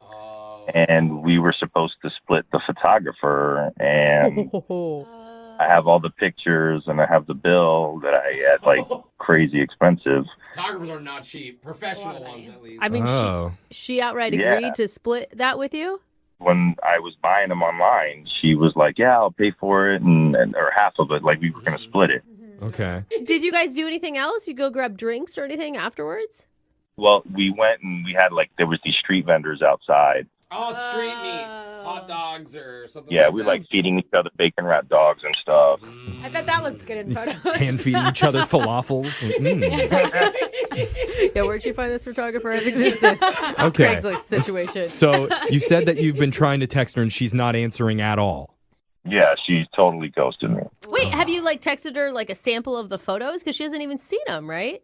Yeah, no, I'm not going to do that. It's like she's got to pay for them if she wants to see them. Oh, smart man. Okay. Holding them ransom. This is a lot of money. Yeah. You're right. All right, well, I feel for you, man. Let's play a song. We'll come back. We'll call Bella for you, and we'll try and get you your second date, all right? Thank you, guys. All right. Oh, man. The last time I kissed a stranger on camera, Yeah. I was dressed as a pizza boy. Really? And they paid me. I'm still getting residuals from that. Do you know why? I'm not sure why. Okay. It was just a fun time. Yeah. Sounds like a high-produced Yeah. Yeah, but one of our listeners, Rick, he kissed his date on camera because they hired a professional photographer and did a photo shoot as their first date. Apparently, it's part of a new internet dating challenge where you hire a professional photographer and you use that as your date activity. Yeah. So they took some pictures together around the city, had a great time, but afterwards, not only is she ignoring his texts, she also left him with the bill. Yeah. I was going to say, this is kind of a rich person trend. Yeah, that's Because Not everyone the Target thing was more accessible to everybody when it came to dating ideas. Absolutely. Now, Rick, you said you paid a lot of money. You didn't say the exact amount. You said it was expensive. Can you give us a ballpark? Dude, it was well north of $500. Yeah, Oh, that's wow. what I was going to guess 800. Yeah. No date is worth that. Sorry. Yeah. Well, photo shoots are worth that, though. Yeah, that's true. I mean, the thing is, she must have thought you were cute because it was her idea to hire the photographer even though you paid for it. But after the photo shoot, now she's not calling back. I don't know. Maybe the kiss wasn't good. Maybe your clothes weren't fancy enough. Maybe Hey. the street meat wasn't good. Oh, whoa. I have pictures. I have Yeah. proof. Oh, Okay. okay. That's what makes it so frustrating because it's like the financial thing, yeah, that's one thing, but the relationship part of it, that's the part that's really throwing me off. So if she agrees for a second date, are you going to still hold her to the bill? Yeah. Okay. Okay. Oh, man, It's come gonna on. be- Dude, I honestly think you should suck it up. If she's like, look, I do That's a like you, lot but of I'm money, gross. Jose. Suck it up is exactly what they said when I was the pizza boy. Okay. That's so weird. What a flashback. Wow. Okay. It's a lot. Anyway, let's just make this phone call to Bella and get to the bottom of this. You ready to do this, Rick? Yeah. All right, here we go. I'm down the number now.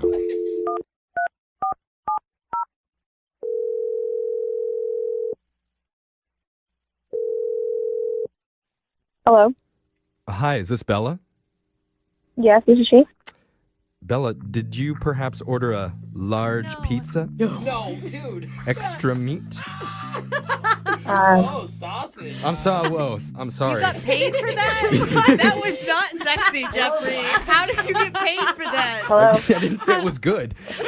Okay, I'm sorry, Bella. Hello? Hi, sorry. Hi, Bella. I got sidetracked. My name's Jeffrey from the radio show Brooke and Jeffrey in the Morning. How you doing?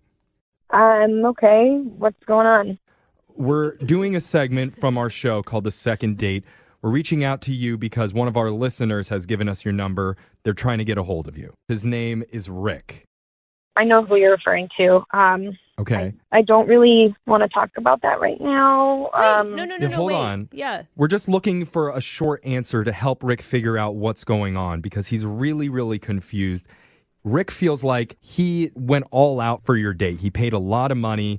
He had a good connection with you, and now he feels like he's been hung out to dry because afterwards you've completely ghosted. Yeah. Look, I really do feel bad about that.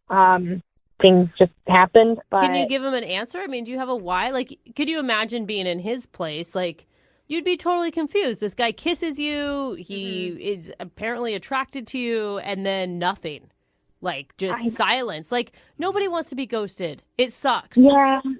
Honestly, the time we had together was great, and it was a lot of fun. I did feel a connection with him, but things have changed. What? What do you mean? I mean, are you in a relationship? Is that what you're saying? Because I'm sorry, if I went and did a full photo shoot and I looked so good, like he said you did, I would definitely want to see the pictures. Yeah. And you haven't even seen the pictures yet. Yeah. I'm going to sound like a terrible person if I say this, Well, it's okay. We're all terrible people. Yeah. So we won't judge you. You're in good company. Totally. Oh, gosh. Well, I actually knew the photographer. All right. He said you were the one that recommended the photographer, so that makes sense. Is it like a friend? So he was my ex. Ah. Oh, that's interesting.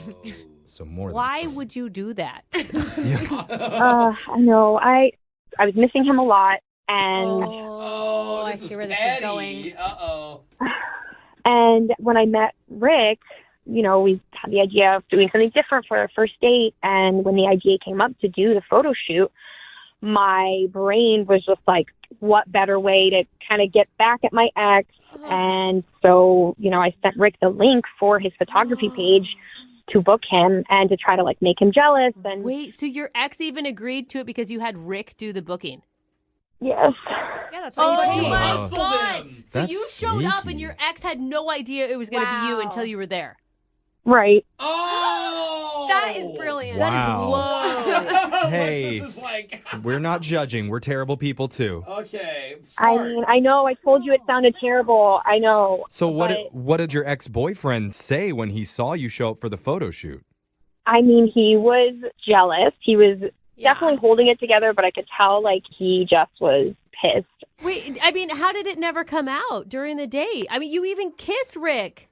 I know. So there was one time when Rick actually went to the bathroom, and my ex was just like, how could you do this to me?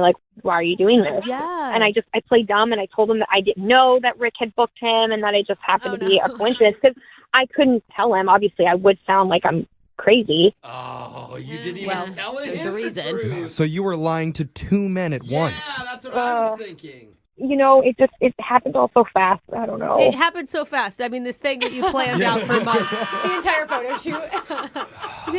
So wait, are you with your ex now, or what happened there? So after the date, he texted me and we talked, and I mean, long chat short, I mean, we're back together. Oh, that is not going to work out, Bella. All those photos going to waste. Oh, so you have seen the photos. You can just look at his computer. Yeah, I mean, I actually have seen the photos. I do really look good in them, and I do love them. Oh, You can't post them now. You can maybe crop them out. You've got to pay the full price. You don't get half now. You got to pick up the whole bill. That is messed up, Bella. Seriously, it's really low. And the fact that you wouldn't even say anything to Rick, not even say, hey, by the way, I just can't see you anymore. I do feel bad, but I don't know. I didn't want to kind of admit to that. Well, I mean, if you could say one thing to Rick right now, what would you say? And think about it for 1 second, because I need to let you know you actually get to say that. Rick is on the other line listening and wants to talk to you. Wait, what? Yep. Rick, you there? Oh, yeah. Oh. There he is. Oh, he sounds pissed. His voice got lower. So what did you want to say? What'd you want to say, Bella? What's your one thing you're going to say to Rick? Rick, look, I'm so sorry that you had to hear it, I guess, like this. I didn't mean for any of this to happen. I didn't know how it was going to, What do you mean you didn't know this was going to happen? You planned for this to happen. You sent me the link. Oh. You are sick in the head. And not only do you not have to worry about paying half the bill, but you can tell your little punk boyfriend that he can eat the car. I don't ever want to hear from you. You can go drop dead. Okay. Maybe a little too far. I'm sensing that there's still some sort of connection between them. Wow. It's emotional. Bella, you've got to understand he's angry. I mean, you he has knew. the right to be. I mean, definitely passionate. Yeah, Jeff. Rick, I totally get you're angry, but it was a first date, a photo shoot, and to wish me to drop dead for something like that? No, it's not. Listen, it's not a first date. It was a manipulative play. Yeah. It was $900. Just so you can make your boyfriend jealous. There was never any shot at it. So you know what? Forget you. Forget him. I'm out. Oh, dang, bro. Wow. So at this point, I would like to ask, Bella, will you go? No. You are all Am I over, reading man. this right? Yeah, you are. Okay. Keep going. Bella, Continue. would you like to go out on another date with Rick? And here's the great part. No, none of you have to pay for anything. We'll pay for the date. Thanks for the offer, guys, but definitely no. Like, What? Why not? Why not? Stop it, Jeffrey.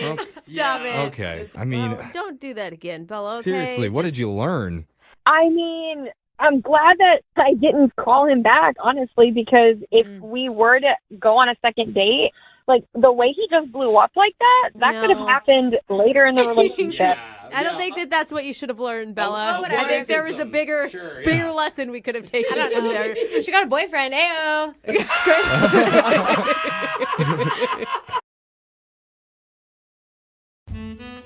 I think the key to dating is you have to bring a little energy and excitement to the night. Okay, yeah, for sure. You don't want a boring night. Right, you don't want to come across as being boring and be willing to take a few risks. Okay. That's why whenever I go out on dates, when I'm with them, I always close my eyes behind the wheel for 10 to 20 seconds. That's not. You know, it's just enough risk to let my date know that if she sticks with me in her life, things will never be boring. I thought you were going to say she would die. But okay, whatever. It's exciting, isn't it? You never know. Okay. It's the same mentality that one of our listeners, Sawyer, brought to his date. He says he took a few risks and he's not sure if maybe they were a little bit too much. Oh, goodness. Well, let's find out. Sawyer, how you doing? Hey, I'm hanging in there. How you doing? You didn't, risk anyone's life, did you? No, not on this date. Okay. Yeah, right. He pulled All it right. back for this one. I see. So what's the name of the girl you want us to call today? Ariana. Ariana. I know. Yeah, Jose's got a big crush on Ariana Grande. Yeah. Who doesn't? Come on. How did you meet Ariana? Classic these days, met on a dating app. Okay. And how was that? I mean, you hit her up first and you guys talked about what? I did. I hit her up first. I said I was looking for Ariana Grande, but ended up with Ariana Venti. Oh, because she's even bigger. Oh. Well, I don't know if that's a... not like physically know. bigger, just, Probably better. physically, too. Ariana is tiny. Well, that Grande girl. That's true. Just that you meant like an upgrade from Ariana Grande. That's what I meant, and I'm pretty sure she took it that way. I mean, she kept talking to me, so... okay. At least you weren't like, dang girl, you ain't a grande. You're like a big gulp. Yeah. I bet she gets it all the time, though. Yeah. But it worked. Did it work? I mean, you went on a date, right? Yeah, we did, but it almost didn't happen, you know? Oh. Yeah, I mean, she said she was about to delete the app, is what I mean. We all delete the app, and then you're always back on. But it's like, out of whatever. Frustration. You're always delete it Monday through Friday, upload it again Friday exactly. through Sunday. You have 2 drinks on Saturday, and boom, here I am. Yeah. So what did you guys do for your date? Well, I wanted to show her that I was that quality guy, and so I booked a nice restaurant. That's good. And so you're going into this knowing that you're looking more for a relationship, not for just Netflix and chill. I am looking for a relationship, and regardless, she is very attractive. Okay. So if she did just run a Netflix and chill, you're not going to stop her. Right. So both things could exist. So how did things go at the restaurant?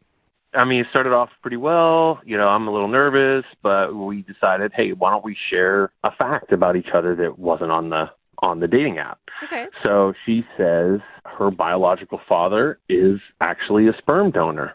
Oh, that's interesting. That's some good dinner conversation right there. Yeah. So I didn't know what to say. I was just nervous, so I made a joke, and I don't know if it went over well. Oh, no. Yeah, because that could be a sensitive topic, Well, what was the joke? I said, well, that probably increases your chance of incest. Oh, wow. Yeah, that is. Very off-putting. That would fall flat for me. No, I saw that in the Chris Rock special. No. How did you respond to that? Well, she didn't know what to say, so I then came back and I said, is what I would have said if I wasn't one of those quality guys. Oh, yeah. Well, I was one of those losers that you dated on the app in the past, but luckily I never would say something like that on a first date. I think that's a good save. Good. You read the room, you shot your shot, and then shifted. All right. Is that the risk that you were talking about in your email? The risk that you took? Yeah. Okay. That was the risk. Okay. Luckily that paid off, I think. How was the momentum after that? I mean, she laughed and we carried on, and then after that, it was a nice walk, and at the end, we shared like a really nice kiss. Oh, really? Wow. Yeah. And what made it really nice? You know, I mean, when one feels right and one doesn't feel right. Yeah, and this one for sure. felt like It's just chemistry. Just standing there right in front of that donation clinic. It just felt right. I think that's so sweet. It's like your dad's house. Yeah, it's kismet. All right, so how did the night end after the kiss? Was that it? I mean, yeah, it was great. Walked her to her car, and it was, you know, I figured we'd see each other, and then it's been a couple of weeks, and since then, she's getting back to me, but like the energy isn't what it was, if that makes any sense. I know what you mean, dude. And but that just seems so weird because she was gonna like delete the app because she was sick of playing games, and then it seems like you're not doing that. Yeah. So, Was there anything from the night that you feel like might have gone wrong and could be the reason that she's not getting back to besides you? the incest joke? Well, you know, anything worse than that? I'm just thinking, like, you know, did she find another nice guy on the app, and you know what's going on? So probably. Just to be honest. Yeah. If she's an attractive girl on a dating app, their DMs are probably blown up. Well, I don't know. We'll play a song. We'll come back. We'll call Ariana for you, and we'll try and get you your second date, okay? Okay. All right, hold on. Usually when I'm on a date and somebody drops an incest joke, my shirt immediately comes off. And I'm already planning our second and third dates right afterwards. Are those dates with your sister or? It's with whoever. Okay. Just incest really gets me going. But that wasn't the case with one of our listeners, Sawyer. Weird. Who said he took a risk at dinner and made a joke about his date's biological dad being a sperm donor and the possibility of her hooking up with a half-brother somewhere down the road. Yeah. And now, mysteriously, Sawyer's not getting a call back. Weird. I mean, we say that, but I don't actually think that that's it. You No? see, I think it's her fault. You shouldn't tell a fact. Like, that's a weird fact. It is a weird fact. What do you expect people to say? Set herself up a little. Well, I don't know if anybody else in the room has thought of this, but what if she did some research after the date and found out, Sawyer, that you two are actually biologically related? That could be. Just saying, we've heard stranger things happen on this show. Was your dad ever a donor? Not that I know of. If it was the case, are you still open for a second date? I think I'd be a hard pass. Okay. I know he did. I heard it. Well, let's find out for sure. We're going to call Ariana right now. You ready to do this? Yeah, let's do it. Okay, here we go.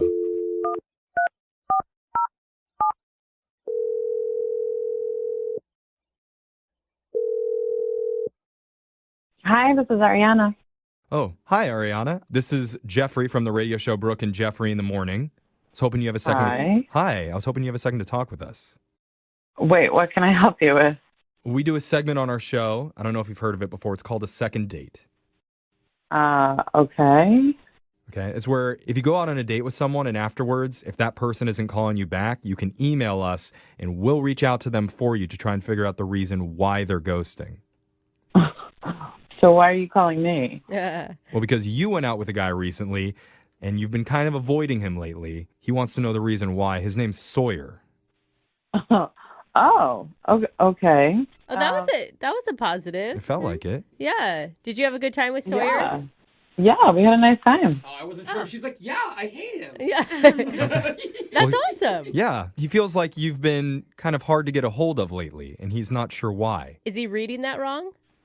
No, I mean, we text and stuff. I mean, I'm going to be in touch with him. I like him. No, he said you text him, but he says it's not like before. Like now it's very sparingly, and it doesn't seem like you're that into it. Could you just tell him, like, I'll be in touch, in a couple of weeks?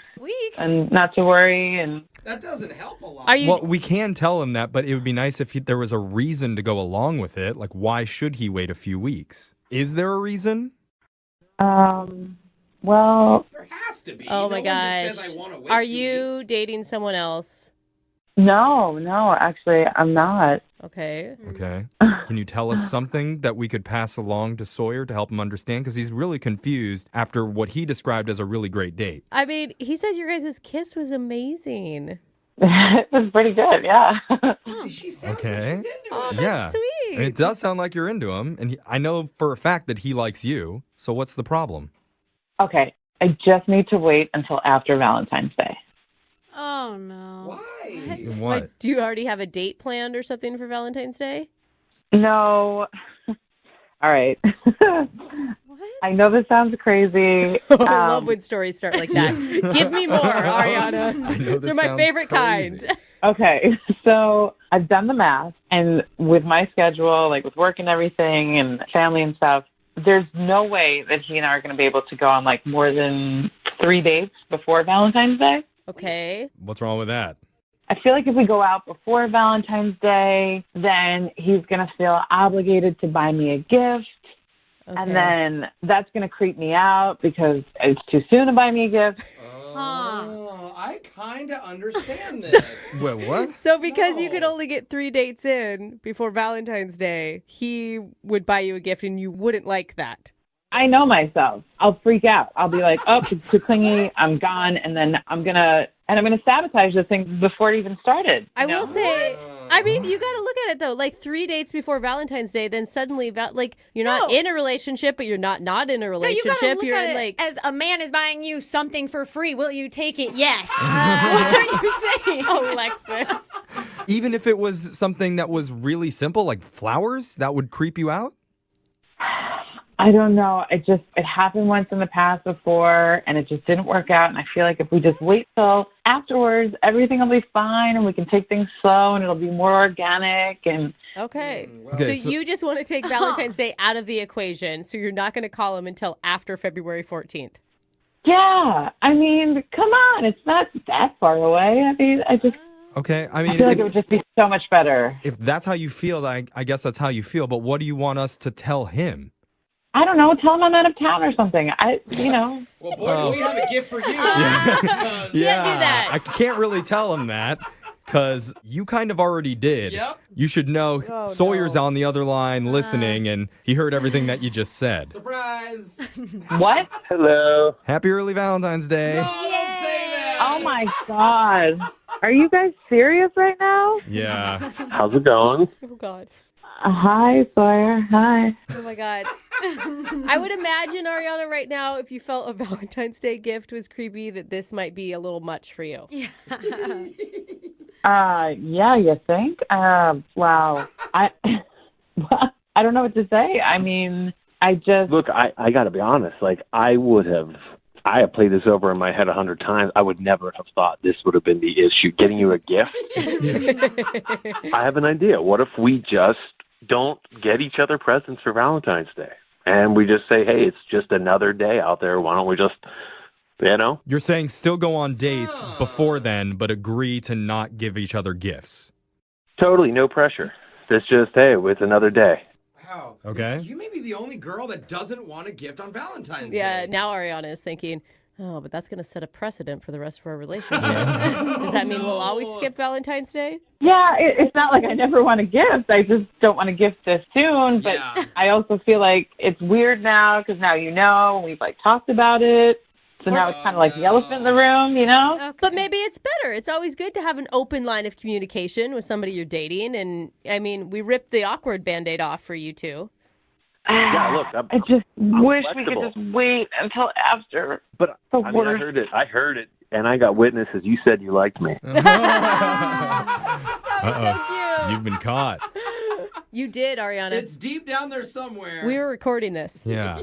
No, I never said I didn't. No, I like you. I just want to wait. I just want it to be normal. I feel like it's weird. I think you're overthinking Yeah. a lot. So now it's weird if he buys you a gift, and it's also weird if he doesn't buy you a gift. What's the middle ground there? Well, I didn't think I was going to be on the radio. I just thought we would text for a few weeks and then it would work itself out. It sounds like you really want relationships to organically happen and you want to go with the flow, but you were very much overanalyzing all of this. Yeah, I mean, Sawyer likes you. Bottom line. And he's darling. I don't know, come on, guys. I'm a quality guy. Come on, you saw that on the first day. I've made you laugh.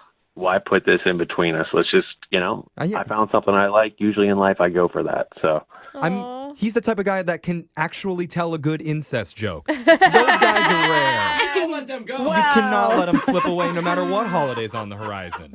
That's why Brooke married her husband. Yeah, I know. Unless it's Siblings Day, and that might be a weird one to do it on, but you know. He's lucky I liked him because I let that joke slide. Okay. Come on, Ariana. Say, if you were talking to your best friend right now, she would tell you to take the second date. Yeah. She would tell you you're being crazy. In fact, we will pay for that second date, Ariana, if you're willing to go out with Sawyer one more time. What do you say? What if we did it on like February 15th? No, just go on the date. Let's compromise. I mean, yeah, like we will offer to pay for a date after Valentine's if that's what makes you feel the most comfortable, Ariana. That's all I'm asking. It would be perfect. Sawyer, what do you think? Are you willing to wait until after Valentine's Day to see her one more time? Yeah, I mean, listen, I'll wait because I like you, but I'm not going to stop texting you. I mean, it's not going to make me stop trying, just so you know. So you better be strong. Yeah. Well, we can totally text. I mean, maybe even FaceTime. Oh. That was a little flirty laugh, wasn't it? I don't know, guys. It sounds like you're getting a little too clingy. All right, guys, let's do it. We're putting on the books Valentine's Day FaceTime. Yeah! All right. That's right in the middle. It's a date. 12:01. Okay.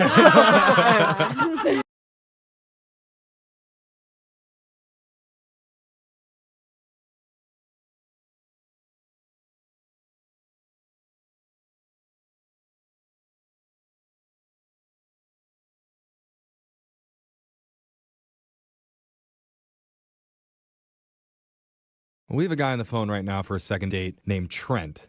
And Trent got a text from the girl he went out with that would put fear into the hearts of single men everywhere. Oh, no. She texted him and admitted, "Trent, I'm late." Oh, no! So, Wait, that's what you guys go to? Don't answer. Trent, Block. I Do not mean, reply. congratulations on the new edition. What? But, wow, what a way to start a relationship. I mean, I know. I don't know what you guys are talking about. Oh, my God. Now he's denying he's the father? Yeah, I mean, you knocked her up night one? Like, what happened? No, I don't know what your producer told you, but that's not the case at all. Oh, my God. It does sound like you're having a panic attack. It says that you got a text from her that said, "I'm late." Yeah, I got a text that she was late because I was at the restaurant and she hadn't shown up yet. Oh, that kind of late. Yeah. Yeah, thanks, Jeffrey. You needed to be more clear in your email, Did I he? think. I mean, that's where my head goes. how late is late? So she was about 45 minutes late, but I was starving. I kind of ran around all day. So my move was to order a dinner and shovel it in quick before she got there. And That's a move. That is definitely a move. No, wait, before we get too far, wait. Before we get too far, what's her name? Danny. Danny, and how'd you meet her? Is she an online date? Yeah, I met her on Tinder. Okay, so I'm sorry. Go back to your shoveling food in your face. So she was going to run about 45 minutes late. I got there about 15 minutes before we were supposed to meet, so I thought for sure I can get 2 meals in because I was starving. I didn't eat. So I ordered a chicken parm. I didn't get any pasta. I just ordered the chicken parm. What? And I'm in the middle of shoveling it in, and I'm like, I'm almost done. And she walked in. Oh my God, why did you even risk it? Go with an appetizer like a normal person. That's what they're for. Well, appetizers never fill you up. Oh, God, I was starving. You could have just rescheduled for another day if she's going to show up an hour after you. Like, It was like 45 minutes, but it was fine. Wait, what did she say when she sees an almost finished chicken parm on your plate? She was a little bit taken back. She was like, well, what are you doing? And I'm like, oh, I knew you were going to be late, so I just wanted to get a little snack in me before you got here. It's a whole dinner plate. And she's like, that's like a dinner. And I'm like, yeah, but I'm okay. I can eat again. I'm starving. I didn't eat all day. So she kind of blew it off, and I kind of was like, gave the waiter back the plate, and then we kind of started and got a glass of wine. And okay. So how did second dinner go? Good. I had a risotto with some scallops. Oh my God, you really honestly ate another meal? Yeah, I didn't have a lot of risotto, but I did enjoy the scallops. That is, I will say, I'll give you props. That is dedication to the date, because I'm not even a woman who like worries about like ordering a salad or whatever. But it is weird to sit down and eat with someone who's not going to eat. Okay. Also, are you rich? Because 2 dinners, that's expensive, dog. Yeah, she had to pick up the tab. No. I picked up the tab. All right. So tell us about Danny. Yeah. What's she like? So she's awesome. You know, it was a little bit awkward at first. But yeah. She had this great hair. It like bounced. Just one of the hairs was great? No. The whole head of hair was good. That's nice. I think that's awesome. When she moved, like it looked like it was like in slow motion or something. It was pretty cool. I've always been jealous of those people for sure. Yeah, it was like bouncy. Like you heard music when she was moving her hair. I was like, wow. It's like a commercial. Yeah. And that's a really nice compliment, too. Like, a woman would appreciate a compliment like that. Did you tell her? Yeah, no, I told her. Like, her hair has a really great, cool bounce to it. I told her straight up. Yeah. Yeah, like a basketball head. It's really bouncy. Well, I mean, so far, it sounds like the date's going great. Yeah. So we had dinner, and I was like, do you want to go? We were going to go to, like, another bar and just have a drink. And she was like, well, I kind of have to meet some friends. And I was like, kind of stinks, so I just leaned over and kissed her. Ooh. And then after I kissed her, she was like, well, maybe we can have a drink. Oh. Dang. That means you're a good kisser, bro. Ooh, that means that there is chemistry between you two. My lips don't lie, I got some good lips. My lips don't lie. Probably still some had risotto on there. She was like, yeah. I had scallop and risotto breath, but she didn't mind.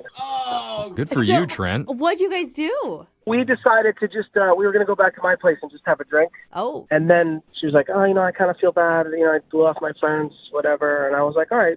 It was our first date, so I didn't want to push too much. I was pretty happy that we kissed, and I got her back to my place. So I was like, this is going to work, eventually or soon. Yeah. And she was like, I'm going to go meet up with my friend. And then I was like, well, let's get together again. She's like, absolutely. And now I'm out in Never Never Land. I haven't heard from her. What? That is crazy. It sounds great. I don't know. I was thinking maybe because the 2 dinners, but I thought we got past that. And then I brought her back to my place, so maybe it was messy. You have to be really dirty to turn a woman off. I get girls at my place. Moldy dishes dirty. No. I got a dishwasher. No. Okay. All right, so how many times have you tried to get a hold of her since your date? 3 or 4. Dude, that's a bummer, too. Like, I want you to have another date. Yeah, me too. So here's what we're going to do. We're going to play a song. We'll come back. Maybe you can squeeze a meal in before we come back. I will. And I then have some hard-boiled eggs on me. Perfect. All right, stuff them all in there, and then we'll call Danny for you and try and get a second date, okay? Perfect. All right, hold on.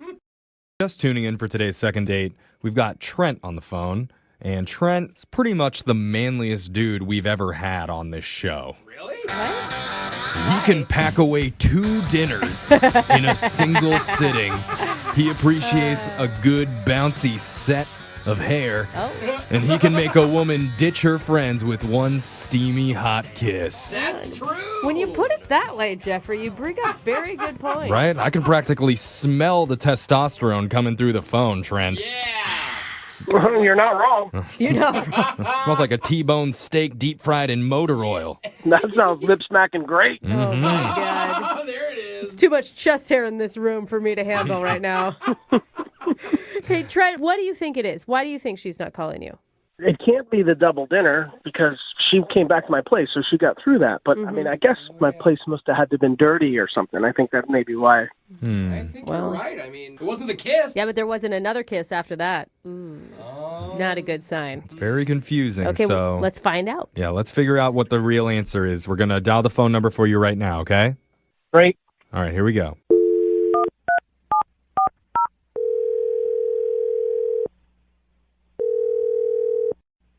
Hello? Hi, can I speak to Danny, please? This is she? Hi, Danny. My name's Young Jeffrey. I work on the radio. Brag more. Well, I'm just trying to give her some context. It's a radio show. Hi, Danny. I'm sorry, what? Who is this? Sorry. Well, we do a radio show, Danny, and we have a listener who knows you. I don't understand what's going on. Yeah, I'll explain. We're doing something on the show called a second date. Basically, if you go out on a date with someone and that person isn't calling you back, we'll give them a call and try and figure out a reason why.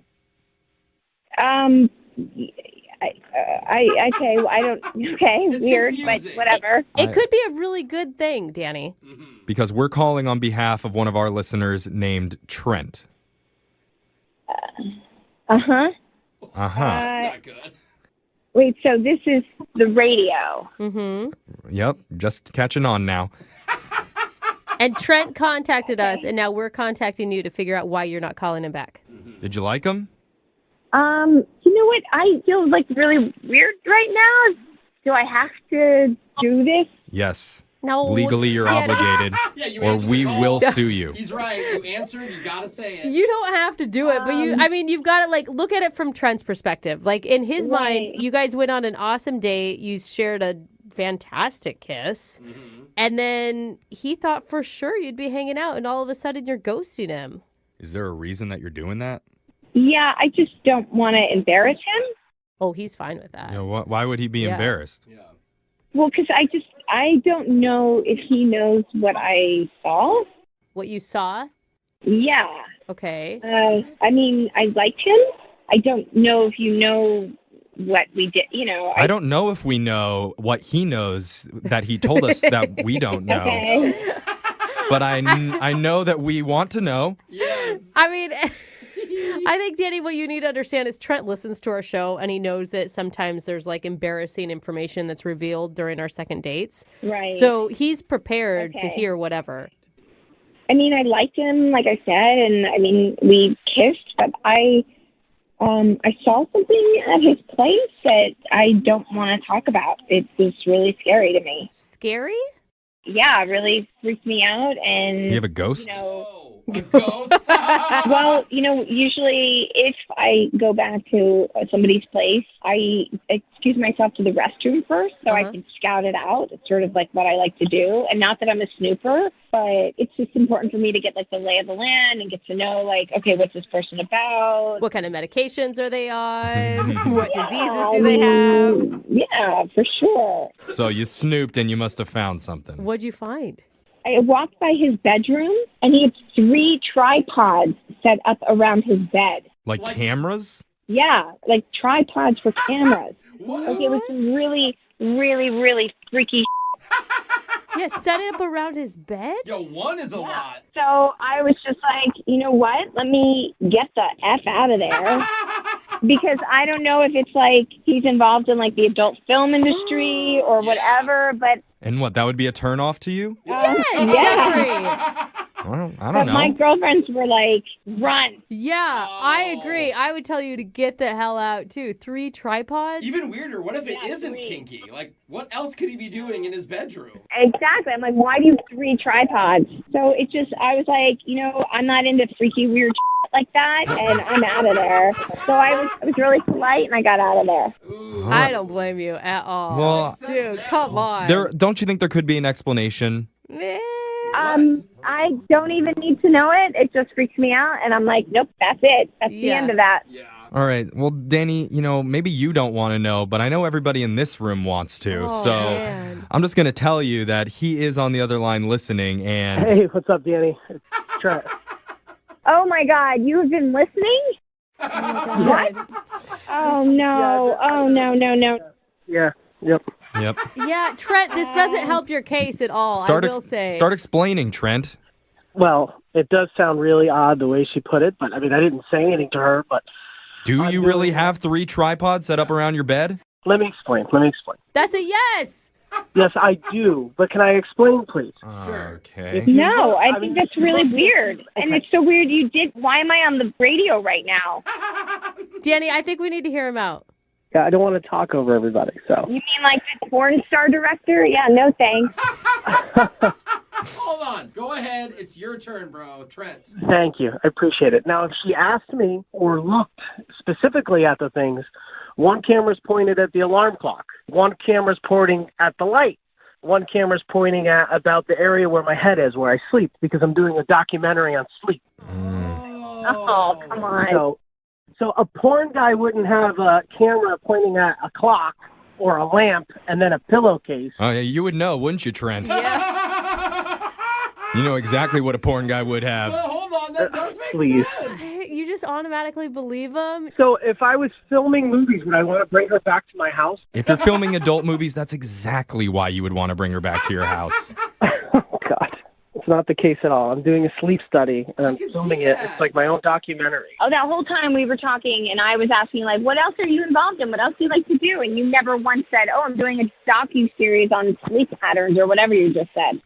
Because it's just not really something I talk about. It's a little odd. He doesn't want to brag. No, I mean, I will say, okay, Danny, to his credit, I will say he came up with a reason for it immediately. He didn't have to stop and think about it. Trent, can she see any of your work that you've done? Yeah, I have like the last 30 nights of my sleep. I mean, it's pretty boring, but I mean, we have to cut it all together and stuff. But Well, yeah, the first part of those things usually are boring, but then the pizza guy comes, and then the documentary gets real interesting. The date comes back, and all of a sudden, oh, this is your place?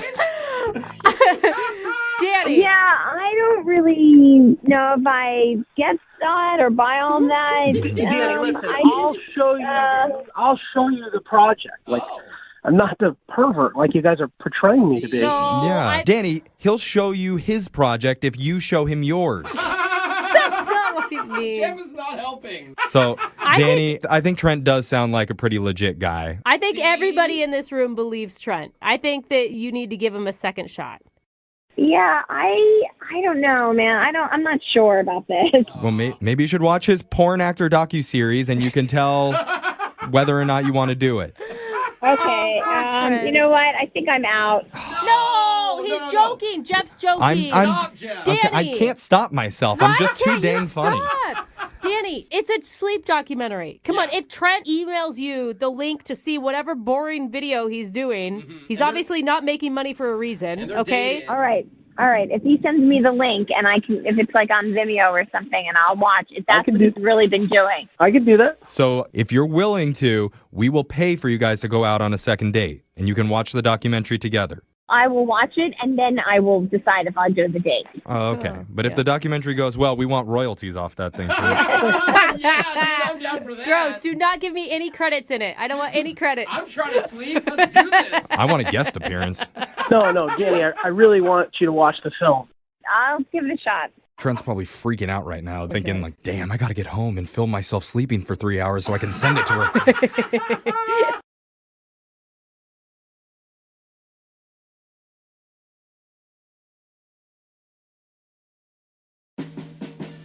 Over the years, we've heard from a lot of listeners who've gotten themselves into a bit of a sticky wicket during their first date. Yes. Yeah, opposed to a dry wicket. Right. Yeah, extra sticky. But the guy who emailed us for help today probably had the stickiest, wickiest, stickiest first date of all time. Oh my God. That means it's a big mess. Yeah. That doesn't sound like a fun cleanup.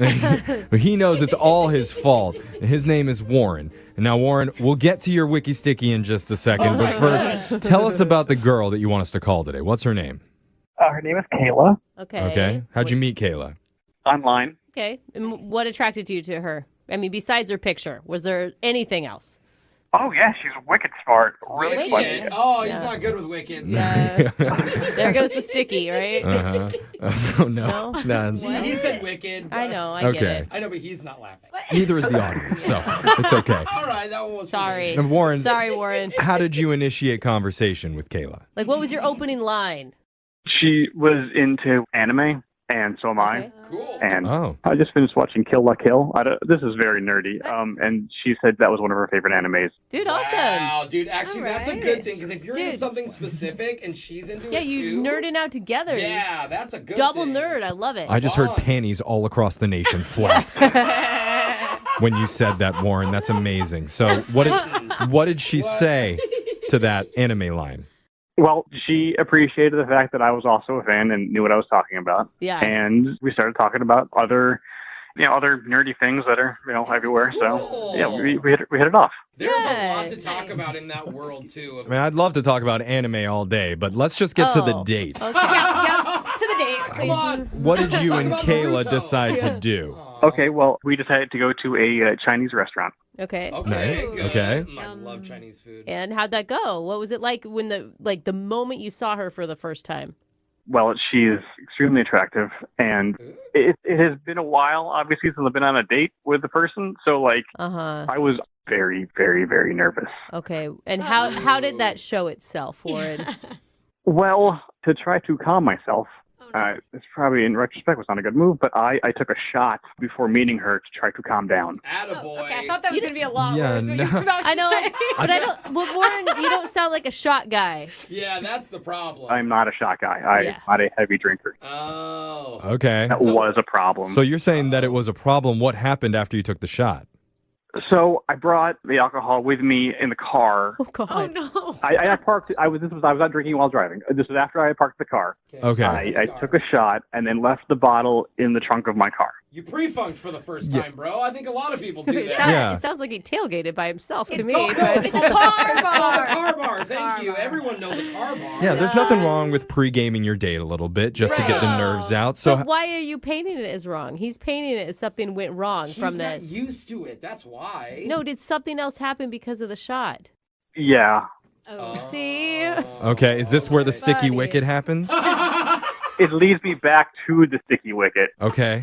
Why don't you guide us through the stickiness? Okay. So had the shot, meet her in the restaurant. We stayed at the bar before, waiting for our table. And obviously, I'm not a huge drinker, as you guys were able to figure out. So I'm not trying to drink all that fast. But there were some awkward lulls in the conversation, and I was drinking faster because of it. I get that happens. That happens. I think a lot of us do that. Yeah. So Oh. the alcohol is not helping me calm down. I'm still kind of freaking out because I really want to impress her. Anxious and drunk. So you went to hard drugs instead. Yeah, that's when I busted out the spoon. Yeah. Oh my God. No. We're just joking around with you, Warren. What happened? So I go outside, go back to my car, and take another shot. What are you doing, Warren? It's not going to help. No. Why? Why? You think more is going to calm you down at this point? Just because it was dumb. It was very It wasn't dumb. working. When you're drunk, more alcohol is always the answer. Yeah. So after you took your shot, what happened when you went back into the restaurant? I didn't make it back into the restaurant. What do you mean you didn't? What? What do you mean? Where did you make it to? So I opened my trunk, and just to kind of try to work out my nerves and just try to recenter myself and calm myself down, I jumped around a little bit to kind of shake it out. Yeah, Okay. pump yourself up. Why is that And- bad? I landed awkwardly, and I think my knee hit the bumper or something. no. Somehow, I fell into the trunk. Okay. Of the car? Yes, I fell into the trunk of my car. Okay. And then the impact of me falling in caused the trunk to close. Shut up. No. Dude. You locked yourself in your own trunk. Yeah. Oh my God. It's like a nightmare. Did you have your phone? So, yes, Good. it could have been 90 seconds. I don't know how long, but it feels like forever. I realized I should call her. And it's like, hi, you're not going to believe this. Actually, I'm trapped in my car. Can you come get me out? That is a conversation you had with your date. Yeah. Oh, geez. Oh, wow. What did she say? What? She doesn't know what my car looks like. Oh. So I'm trying to describe what my car looks like to her. And then I'm just pounding on the trunk trying to make as much my noise gosh. as possible. Oh my God. Oh, I'm pretty So sure you're you- supposed to punch out the taillights if you get taken. Wave your arm out. Oh, it's weird that you know that, Alexis. Okay. It's good that she knows Yeah. that. And does Kayla ever find you? She eventually finds me, but then has no way of opening the trunk because the keys are in my pocket. Oh my God. At what point do you realize the keys are in your pocket? They're just right there. You can let yourself out. No, you can't. You just unlock the car. You push the button that says Yeah. trunk and it goes pop. Hi, Brooke, not everyone has that. I don't have that. Do you on have my that on car. your car? Do you have a trunk pop on your car? I do have a key fob, but it doesn't have the trunk thing in it. Okay, so at least Okay. you can open the door Yeah, and then Okay. and then she can pop the trunk. There you go. Yes, when Kayla came out, I opened the driver's side door, and she uses the trunk release there. Yay, you're safe. Oh. Yay, and she saves me. She's your hero. Oh, romantic. What did her face look like when the trunk popped open? Good question. She was not pleased. But happy that you're safe, I'm sure. Probably not, actually. Yeah, I mean, she's really nice, but I could tell that she was like, yeah, I think I'm done. So Bro, Oh, yeah. she opened the trunk, you're drunk in there, and there's a bottle next exactly. to you. It probably reeked too of alcohol. Totally. Like the smell coming out of that thing. The poor guy looks like an alkie, and he doesn't even drink ever. So, and this is coming from you guys saying that. It doesn't Yeah, sound very it good. doesn't. But, so what happened? So she left after that? Yeah, so she left. I stayed around a little bit longer to sober up before I drove home. Good. And then I've called her once and texted her trying to apologize again and hopefully trying to set up a second date or just maybe another first date. Yeah. You know what? After hearing this story, I'm pretty confident that we can get you a second date. I am too. I think you're a catch. Well, for anything, she's definitely going to remember him. Yes. I got the guy that got drunk and trapped himself in his own trunk. Oh, well, actually, who knows? It could have happened to somebody else. No, I don't think so. Well, let's find out. We're going to play a song. We'll come back. We'll call Kayla for you, and we're going to try and get you a second date. Okay, Warren? Thank you. I appreciate that. All right. Who would have thought that alcohol could ever cause something bad to happen? If you missed the first part of the second date, one of our listeners, Warren, met up with a cute girl at a restaurant. And before the date, to help ease the nerves, he decided to take a shot.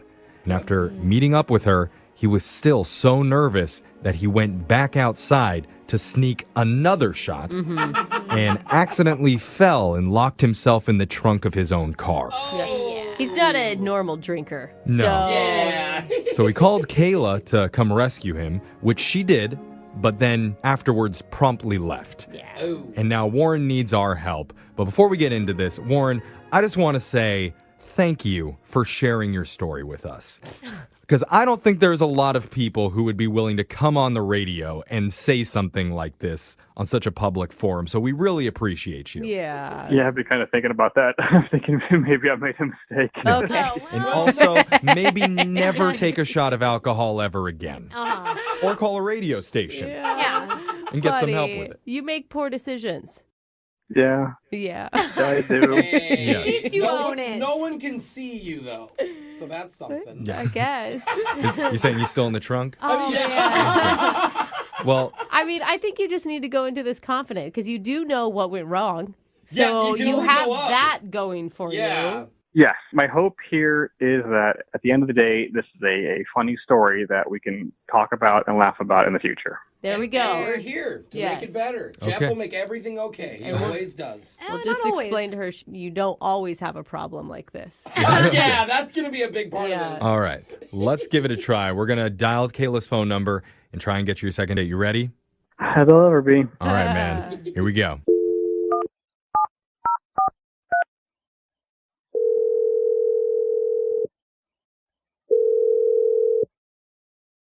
Hello. Hi, is this Kayla? Yes. Who is this? My name's Jeff from the radio show Brooke and Jeffrey in the Morning. Oh.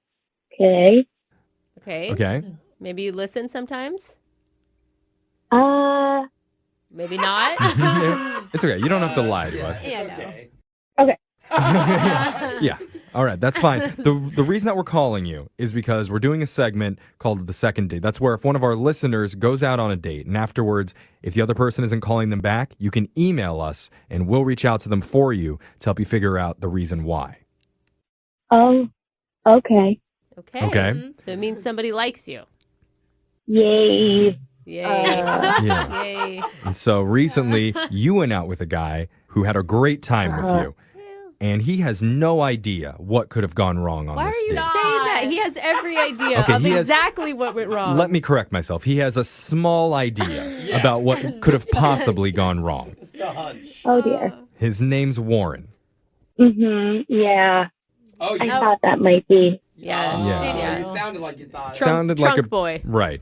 Pretty memorable The date. trunk guy. Oh Yeah. no. Okay. So obviously we know what happened and Warren feels really bad about how it all played out. Wow. I commend him for telling you guys. That's what I said. I think it's really brave of him to come on the radio and tell that story. I mean, what was going Yeah. through your head? You're sitting in the restaurant. This guy is still not back to the table. And then you get the phone call from him. At first, I thought he was joking. Like, I thought he was like, playing some kind of joke on me. And I was like, I don't even know you. That makes sense, because who would believe anyone? I mean, I wouldn't believe anyone who called me and said, I'm stuck in the trunk of my car. Oh, geez. Well, if I get stuck in my car, I know who not to call now. Bruh. Call AAA. They're like, is this a joke? Yeah. Okay. So, but you did eventually go out and find him. Yeah. So I went to the parking lot and I don't know what his car looks like. Yeah. So I was like, all right, where are you? And he was describing the car, and it was like a movie where you like hear the pounding in the trunk and the shouting. Oh no. Yeah, and I was like, all right, well, I think I know which car he's in. Yeah. Wasn't too hard to find, you're saying. So what goes through your mind when you do find his car and you get the trunk open and you see him? Initially, I was scared because I know how I would feel if I was trapped in a trunk. Right. Yeah. Me too. And finally, it pops open. It's like a fart came out. Oh. It stinks? Like, I don't know if he was just really nervous. I don't know what happened, but Oh my gosh. he took off his pants. He's wearing his boxer briefs, but he took off his pants. Wait, he was pantsless when you opened the trunk, or after you opened the trunk, he took off his pants? No, that'd be even weirder if he waited until I opened the trunk. Oh, my hero. He's like, come in, climb in, shut the trunk, let's go. So he was only in his boxers when you opened the trunk. Correct. Okay. He didn't tell us that. Why would he not tell us that? That's a huge detail. I wouldn't tell someone. Look what you're asking. Why wouldn't you tell someone We're that? gonna find out. There's a lot of reasons. He maybe didn't remember. He was wasted. Okay, so what are you thinking why he has his pants off in the trunk? You know what ran through my mind? I thought that he set this up. I don't know this guy. Did he set it up? Yeah, I was like, am I going to open the trunk and he's going to like grab me and I'm going to be in the trunk and then he's going to jump I mean, out? I could see that going through your head. After talking to him though, I can't imagine Yeah. being a kidnapper. He'd be the most frightened kidnapper Yeah, ever. because we spoke to him before, and he definitely seems like a sweet, gentle type. Yeah, I mean, I agree with you there. I mean, I opened the trunk. The look in his eyes was just so frantic and scared. Like, I immediately felt bad after my initial scare, and it was an experience for us all, I'm sure. So do you think if he would have had his pants on when you opened the trunk, you would have stayed for the date? No, I would have left regardless. Okay, just didn't help. Okay. Well, I am curious, though, the reason that his pants were off, or maybe the reason that he didn't tell us. And there luckily is a way to find out right now, Kayla, because I need to let you know Warren's on the other line listening. And he wants to talk to you. No. Yeah. Yes. This is a joke. No, this one's not a joke I either. think it's fine. I think it's all on him. Oh, man. Kayla. Warren? Hey, Kayla. Hi. Hi. Warren, why didn't you tell us you weren't wearing pants? I mean, of all the other details, of all the embarrassment. That's a big detail on a date that you're not wearing pants. And no one asked you to take them off. Maybe this is something we need to ask on future second date updates. Just My God. regardless, just so we know what was the situation with your pants. Why did you take your pants off? I thought I could try to pick the lock with the underside of my belt buckle, and so I took my belt off, and then like moving around and shimmying in the trunk, it was working my pants down, and then it was just getting in the way, and it was also really hot in there. I'm feeling, I don't know. Is that true? God's honest truth, I swear. I was really panicking and freaking out. Like, to be honest, I'm lucky I didn't puke on myself in there. Like, I was really freaking out. It would have smelled even worse. Yeah. Kayla, what are you thinking here? I just feel so terrible for Warren's experience. We're doing a lot of talking right now. Warren, this is your chance to show that you're not the creepy guy that's trying to kidnap people from the trunk of your car. Kayla, I'm very, very sorry that I made a lot of mistakes on our first date. And I hope you know the reason why I made all of those mistakes was that I felt something for you that I hadn't felt in a long time. Aww. And I was very, very nervous because I really wanted to make a good impression with you. And I cannot apologize enough for those stupid mistakes. And I'm really, really sorry. Okay. I feel the sincerity and the warmth from Warren right now. That was for Kayla, not for you, though, Jeffrey. But still, like, I was just happy to be a part of that. And Kayla. that's why right now I think is a good time to ask Kayla, would you be willing to go on a second date with Warren? Give him another shot and we'll pay for it. I honestly think he's a good guy. You're still laughing. I agree. I think he's a good guy, too. Warren, what if we went for a walk? No cars, no alcohol, no restaurants. Like, let's just go for a walk and pants on. hang out. Pants on. That would be absolutely amazing. Oh, I was just going to say it was the cheapest second date we've ever had. You know? Yeah. Yeah, we'll totally pay for a we walk. will fund that Yeah. walk 100%. Congratulations, you guys. You got your second date. Thank you. Thank you very much. And before we go, Warren, you have to be honest right now. Tell me the truth. Are you pants on or pants off right now? Pants fully on. Hey, not how. He hesitated. Until the date happens. Moving 92.5. Brooke and Jubal's second date update. Two things are going to happen in today's second date update. One, we're going to try to get this dude another date. Yeah. And two, it's going to be a karaoke off. I kissed a girl and I liked it. She was wearing some chappy chapstick. I kissed a girl, she was digging it. Hey everybody, check out my MySpace page. Oh my God. Is that really your go-to song? Because it changes the meaning of that song a lot when you sing That it. is my go-to song, and I Yeah. post all of my karaoke songs on my MySpace page. Okay. And they're all Katy Perry for some reason. Yes, they are. And Eric, who's on the phone right now, is a big karaoke guy. That's where he said he met the girl that he wants to call today, and that kind of ruffled my feathers because I'm ready for a challenge, Eric. Oh, okay. After we do the second date, you and I, karaoke off. What do you say? Yeah, I think so. Let's do it. All right. He's like, you're weird, man. What's your go-to karaoke song? You know, I sing a lot of stuff, but like if I really want to impress people, I do Born to Run. That's my go-to. Born to Run. Okay. Oh, yeah. Interesting. Is that what you sang the night that you met the woman in question? You know, it is. I actually just sung Born to Run, and her name's Anna. Uh-huh. She came and sat down at my table with like me and my guys. Oh, I was thinking maybe she threw her panties at the stage. That's what I get when I sing. Chicks take off their undies and throw them at me. So competing. So, That's weird. so Anna heard you sing and came and sat down with you guys? Yeah, she did. You know, if you can nail karaoke, it's all the work you have to do. They come to you. You know? Oh, really? You're like a bona fide celebrity at that point. That's all you need to do. So is this a situation where you're not getting a call back, or did you guys actually end up going out on a date? Well, both kind of. So we were talking, and she was like, "You want to get out of here?" So I was like, "Yeah, let's get out of here." And we went to like another, like a quieter bar, so we could just talk. Okay. Right? Like I left my guys, and it was just the two of us.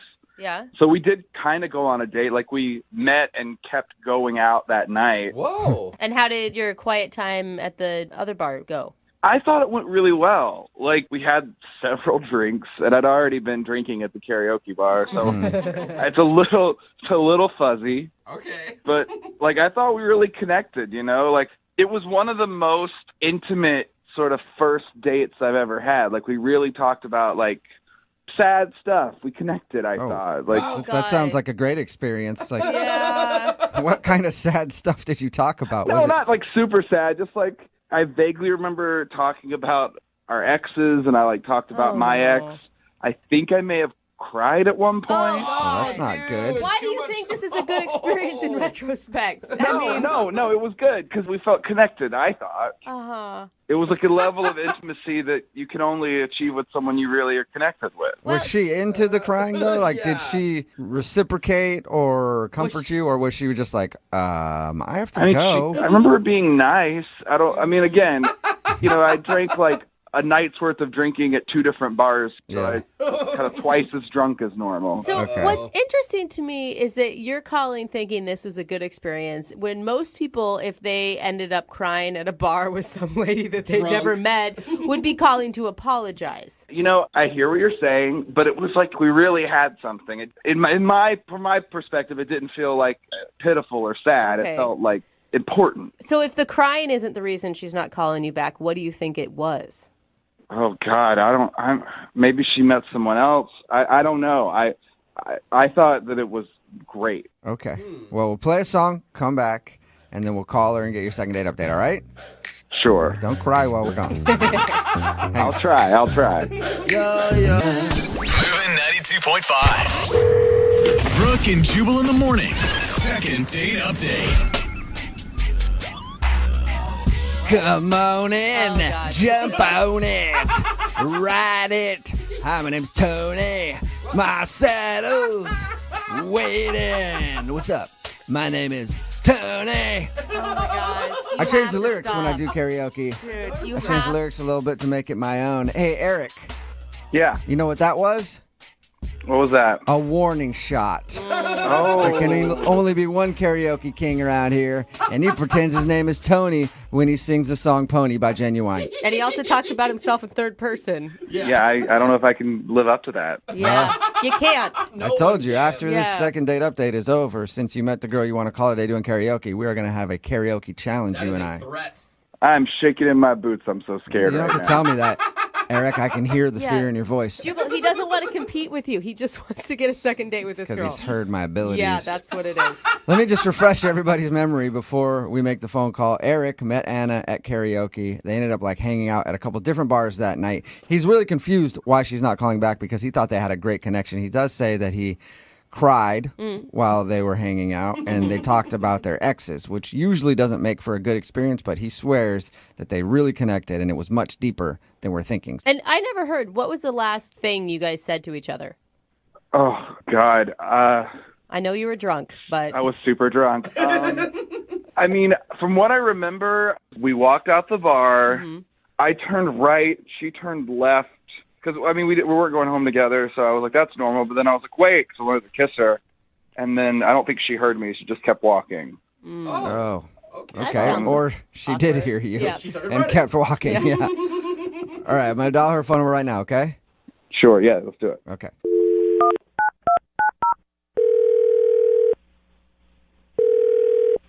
Hello?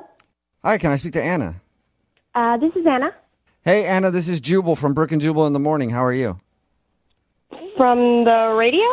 Yes. Yeah. Are you familiar with the show at all? I've heard you guys once or twice. All right. Awesome. That means clearly you were a big fan those 2 times that you listened. Or that once and then maybe the twice that you listened because you keep coming back for more. And that's awesome. You can tell.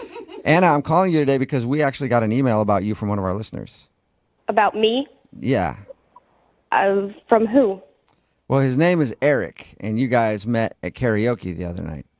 Oh, really? Yes. He says he had a really fun time with you the other night and wants to know why you're not calling him back. Wait, so he couldn't get in touch with me, so he called you guys? Yeah. Well, according to him, he's tried to get in touch with you, but you won't call him back or text him back or anything. He seems to think that you guys connected on a whole nother level. I mean, at first, when I first met him, we connected and everything was great. But then it kind of went downhill from there. How did it go downhill? I don't know what he told you, but we kind of got into some personal stuff. And I don't know if I want to, blast all of his stuff on the radio. Well, a couple things. One, he is willing to have it blasted because he wanted to do this phone call. I mean, anybody that would call me out of the blue on the radio, I would dish all the dirt on him. And 2, he said that he was out on the date with you and he started crying, talking about something. We thought that was weird. And he said that he talked about exes, too. Yeah, and that's basically it. You guys drank a bunch that night. Yep, that's pretty much what it was.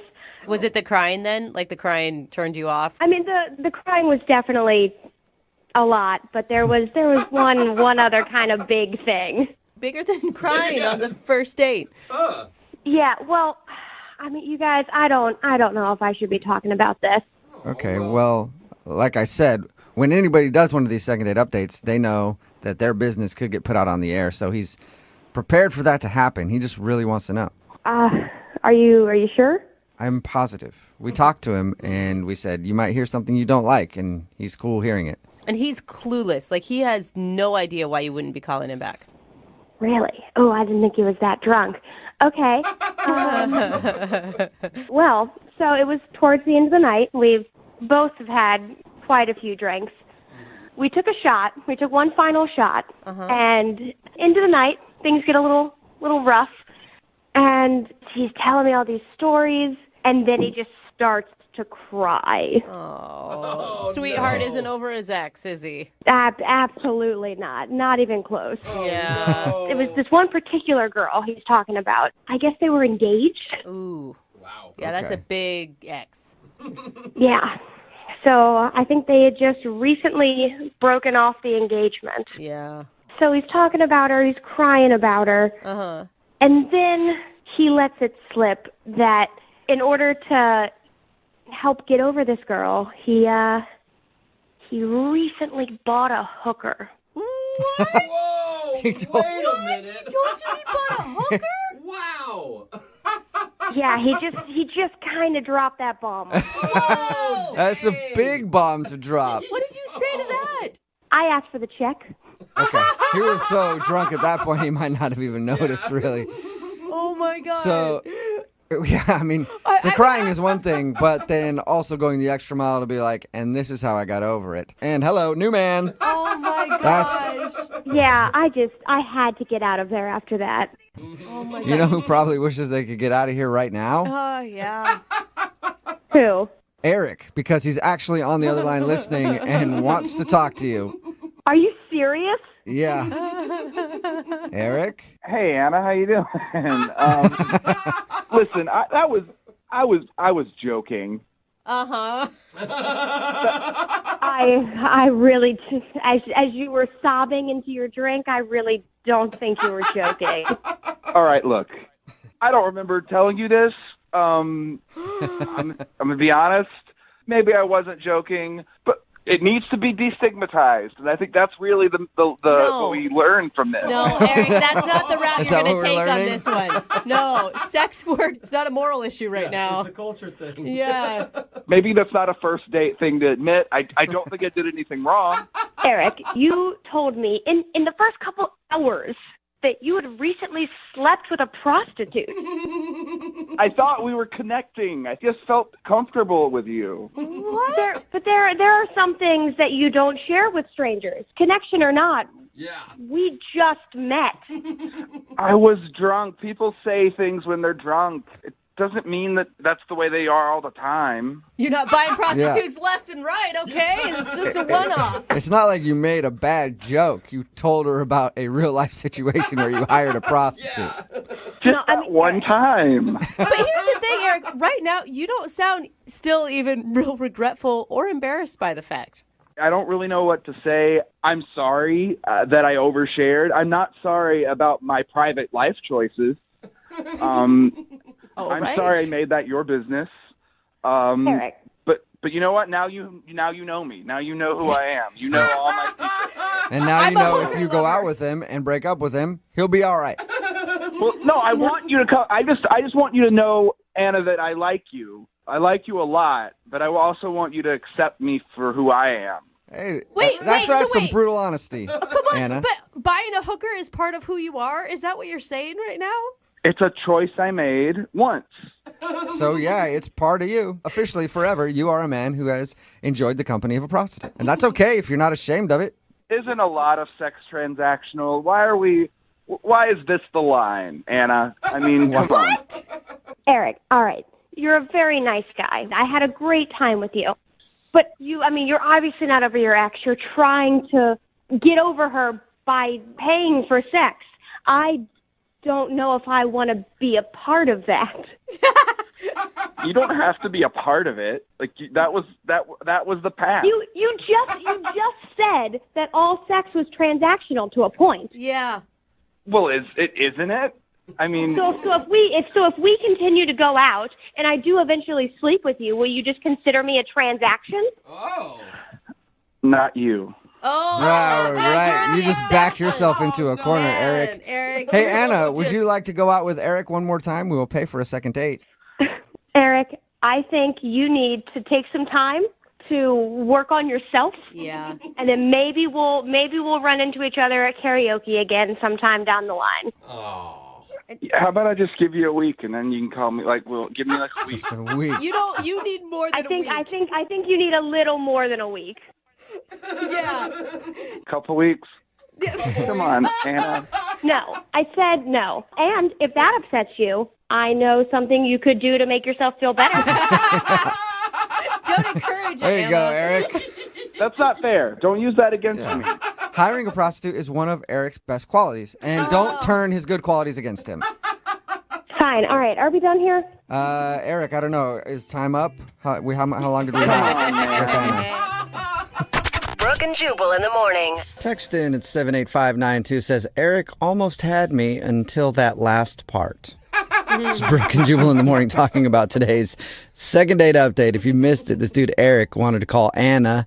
They met over karaoke, and he wasn't sure why she wasn't calling back. Well, we got her on the phone and found out he was drinking a little bit, and he was kind of crying about his ex because they had just broken up. And then he revealed to her that he had hired the help of a professional to get over her. And by professional, I don't mean therapist. I mean a prostitute.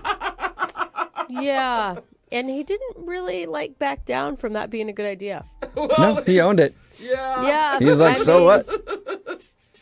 I don't know. It's kind of a hard hump to cross. I don't think I know date. what happens a lot. I don't think any girl can actually sleep with a guy knowing that he's been with. Well, would you be with a woman who slept with a hooker? Well, I would. I don't have standards Absolutely. though. That's different. For sure. That's what I look for. It's like a deal breaker if you haven't. Text in 78592. That's the question. Would you sleep with someone if you really liked them and you knew that they had hired a professional one time to help them out in the sexuals department? And if you want to do a second date update, all you have to do is email the show and we will call the person who didn't call you back. Moving 92.5.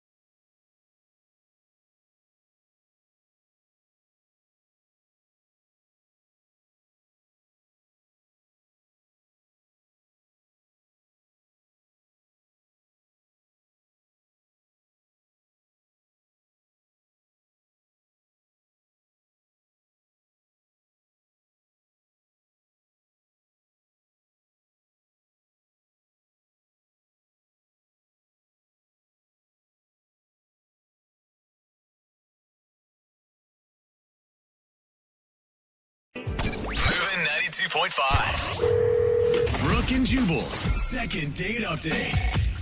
The guy on the phone for a second date update today feels like he wasn't on his A game when he went on the date with the girl we're about to call. Her name's Abby, right, Scott? Yep, Abby, yes. How you doing? Thanks for emailing the show. For sure. I really appreciate you guys hearing me out on this. Thank you. I read your email. I like how you initially got her number and got your dinner date. Why don't you tell everybody how you did that? That's pretty smooth. I appreciate that. I'm a busy guy, so sometimes I only have a little bit of time for lunch, so I ran down to one of the lunch trucks, and I noticed a cute girl behind me on the line, and I was trying to figure out when the line was moving forward, like, oh, man, what can I say to this girl? Like, how can I initiate this conversation? So I turned around to her, and I blatantly lied to her. Actually, I said, hey, I've never been to this lunch truck before. Do you have any recommendations? That's a good idea. Now, that's A-game material right there. But when you do that, you got to make sure you've never been there before, or they're not going to recognize you. So you're like, oh, dude, I've never been here. What's good? And then you walk up to the front. They're like, hey, Scott, how you been? You're regular for you? Yeah. Just get you the usual. I'm assuming that didn't happen, right, Scott? It didn't, fortunately. It didn't. Yeah. So basically, we started talking. I made her laugh a couple times. She made me laugh. I was like, oh, this girl's pretty cool. So, I get my sandwich, and we go over to the side, and I wait for her to get hers. And then as she's walking over, I say, hey, Abby, I really appreciate the lunch recommendation. Since you gave me a recommendation, I actually wanted to give you a dinner recommendation. Oh, I see. Look at that segue. See, that's what I was talking about. That's the part that I like. That is smooth. You gave me a lunch recommendation. I'm going to give you a recommendation. You come hang out with Scotty Boy for dinner. 5 stars on Yelp. So she liked it, obviously. She did, yeah. She shook her head, but yeah, she thought it was cute. So, then where did you guys go to dinner? We just went to a spot downtown. It's this little sushi spot that I know about, and it was awesome. But yeah, I don't know. I just felt off. Well, that's what your email said, that you weren't on your A game. What does that mean? What is your A game? I hadn't worked out that day, and so I felt a little bit off physically, like I wasn't in it, like I wasn't showcasing the full me. Do you mean like you were tired and just kind of off mentally because you hadn't worked out, or are you talking about like your biceps weren't bulging from the pump from the gym before? I mean, probably a little column A, a little column B, One leads to the other. Did she notice that anything was off? I don't think so. It's not like it was like leaving the conversation to go cry for a minute and come back. But I mean, sounds like it. She's also not calling you back, so she might have noticed. No, I mean, I pride myself kind of on being a witty guy, and I just didn't feel like I was on it. I mean, I just didn't feel like I was sharp that night. How much did you bring up your workout regimen and your muscles? Because in our conversations, it's come up a lot. Well, I mean, I feel like it directly affects a lot of parts about me, I mean, I probably brought it up a little bit. It's a part of my life. It's something that I pride myself on. So, anything that was notably awkward or anything that you said where you noticed a weird reaction from her? Or... I mean, it wasn't anything crazy. It's funny because, we go for a walk, we look at the stars, and it'd be that moment where you'd, look at each other.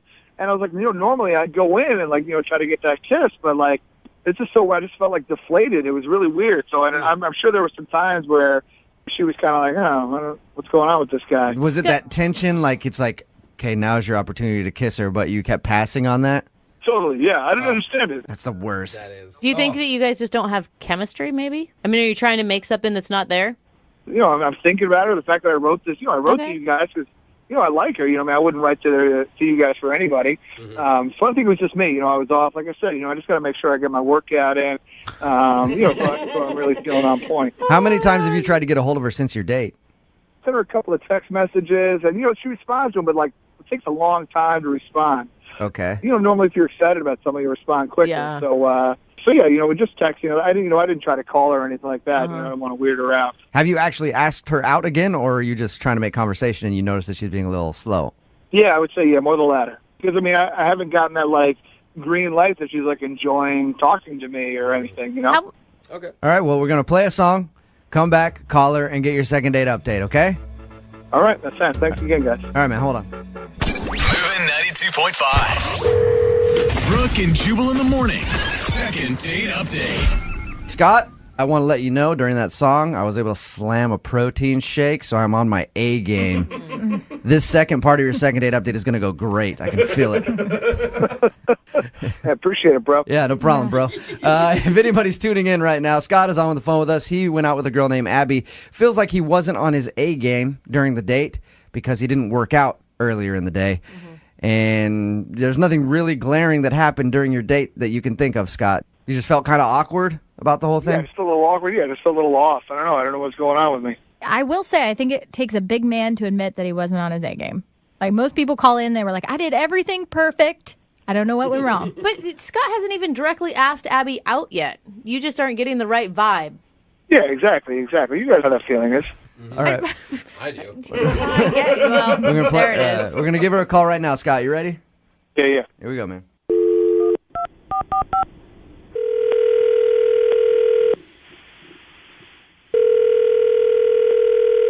Hello?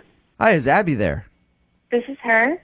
Abby, this is Jubal from Brooke and Jubal in the morning. I'm moving 92.5. How are you? I'm sorry? This is Jubal from Brooke and Jubal in the morning on the radio station Moving 92.5. Okay. Abby, I'm calling you because you recently went out with a friend of the show. His name is Scott. Okay. And Scott really liked you and enjoyed your date, but he's kind of getting a really weird vibe from you that you don't want to see him again. He's getting a weird vibe from me? Yeah. Should it be the other way around? I mean, I don't want to, throw anybody under the bus or anything, but I don't think I'm the one that's being weird. You think that Scott is weird? Honestly, I don't know him, so I can't say that, but... Abby, I talked to Scott about the night you went out because I was asking him about your date, and he says he feels like he wasn't on his A game. Did he seem kind of off to you? I mean, that's what he said to me that night, so... He told you that he wasn't on his A game? Oh, no. Yeah. Okay, that's kind of a weird thing to say. Well, at least he was being honest, but how do you go from, being off to being weird? Those are two totally different things. There was this one moment that I went into the bathroom, and, I was gone for a couple minutes, and I came back, and he wasn't facing the bathroom, so his back was towards me. And I was getting closer to the table, and I saw that he was kind of, moving his head up and down. And I kind of thought that was weird, and I went up to him, and I was like, hey, what are you doing? And he was like, oh, I missed my workout, so I'm just getting in some butt clenches. What? Some butt clenches at the table? Oh, Abby, are you sure he wasn't joking? That's so ridiculous. He had to have been joking with you, Abby. Yeah.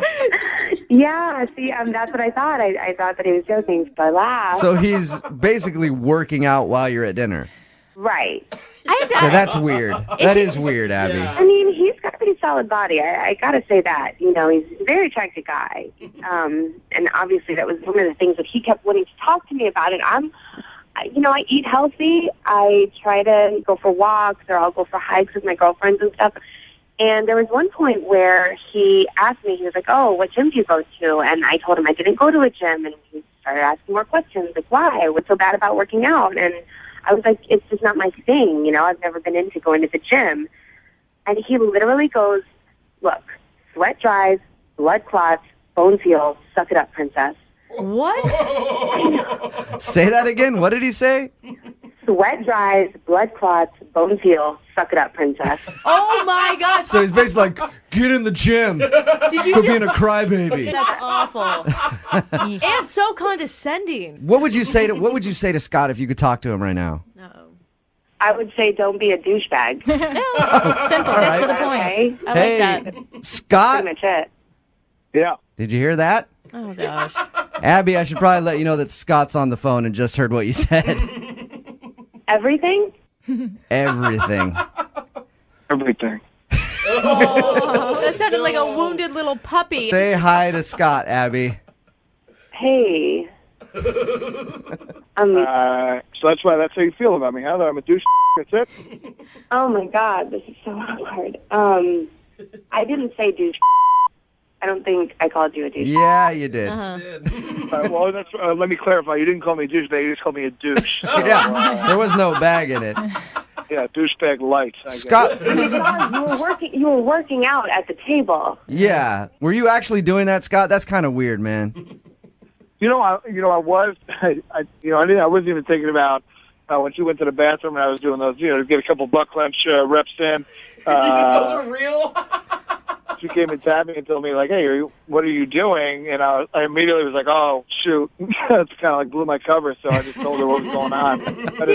Any other reason for me to be clenching my butt over and over again was probably worse. Yeah, that's true. But, I mean, the workout thing's forgivable. What about princess? Yeah, I don't know. I mean, everybody should work out. It's not just a you thing. It's like an everybody thing. Like everybody needs to, feel that exhilaration. You know what I mean? Like it just really kind of sets you off every day. So, I want that for you. And when I hear that you don't want that for yourself, I'm thinking, here's a girl who wants to be like pampered and like, all right, what am I, feed you grapes? Like, you didn't pamper me though. You wouldn't even let me order anything that I wanted to order. Wait, he was stopping you from ordering food? Yes. What? I tried to get the spicy tuna roll thingy, and you were like, oh, it's fried. You shouldn't eat fried food. Go straight to your waist. All right. Oh, my God. It was just a suggestion. I didn't tell you had to do it. I'm not going to walk your hand through life. It wasn't a suggestion. You specifically said, I'm not going to pay for this and contribute to obesity in America. Scott. Abby!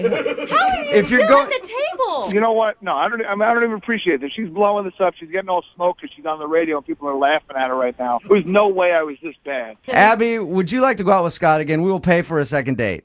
We'll make sure it's on his cheat day where you can order whatever you want, and we'll tell him to make sure he goes to the gym beforehand so he's not doing exercises at the table.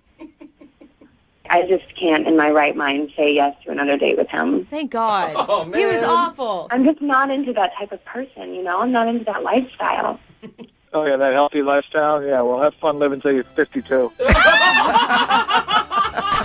and Jubal in the morning. When I met you in the summer.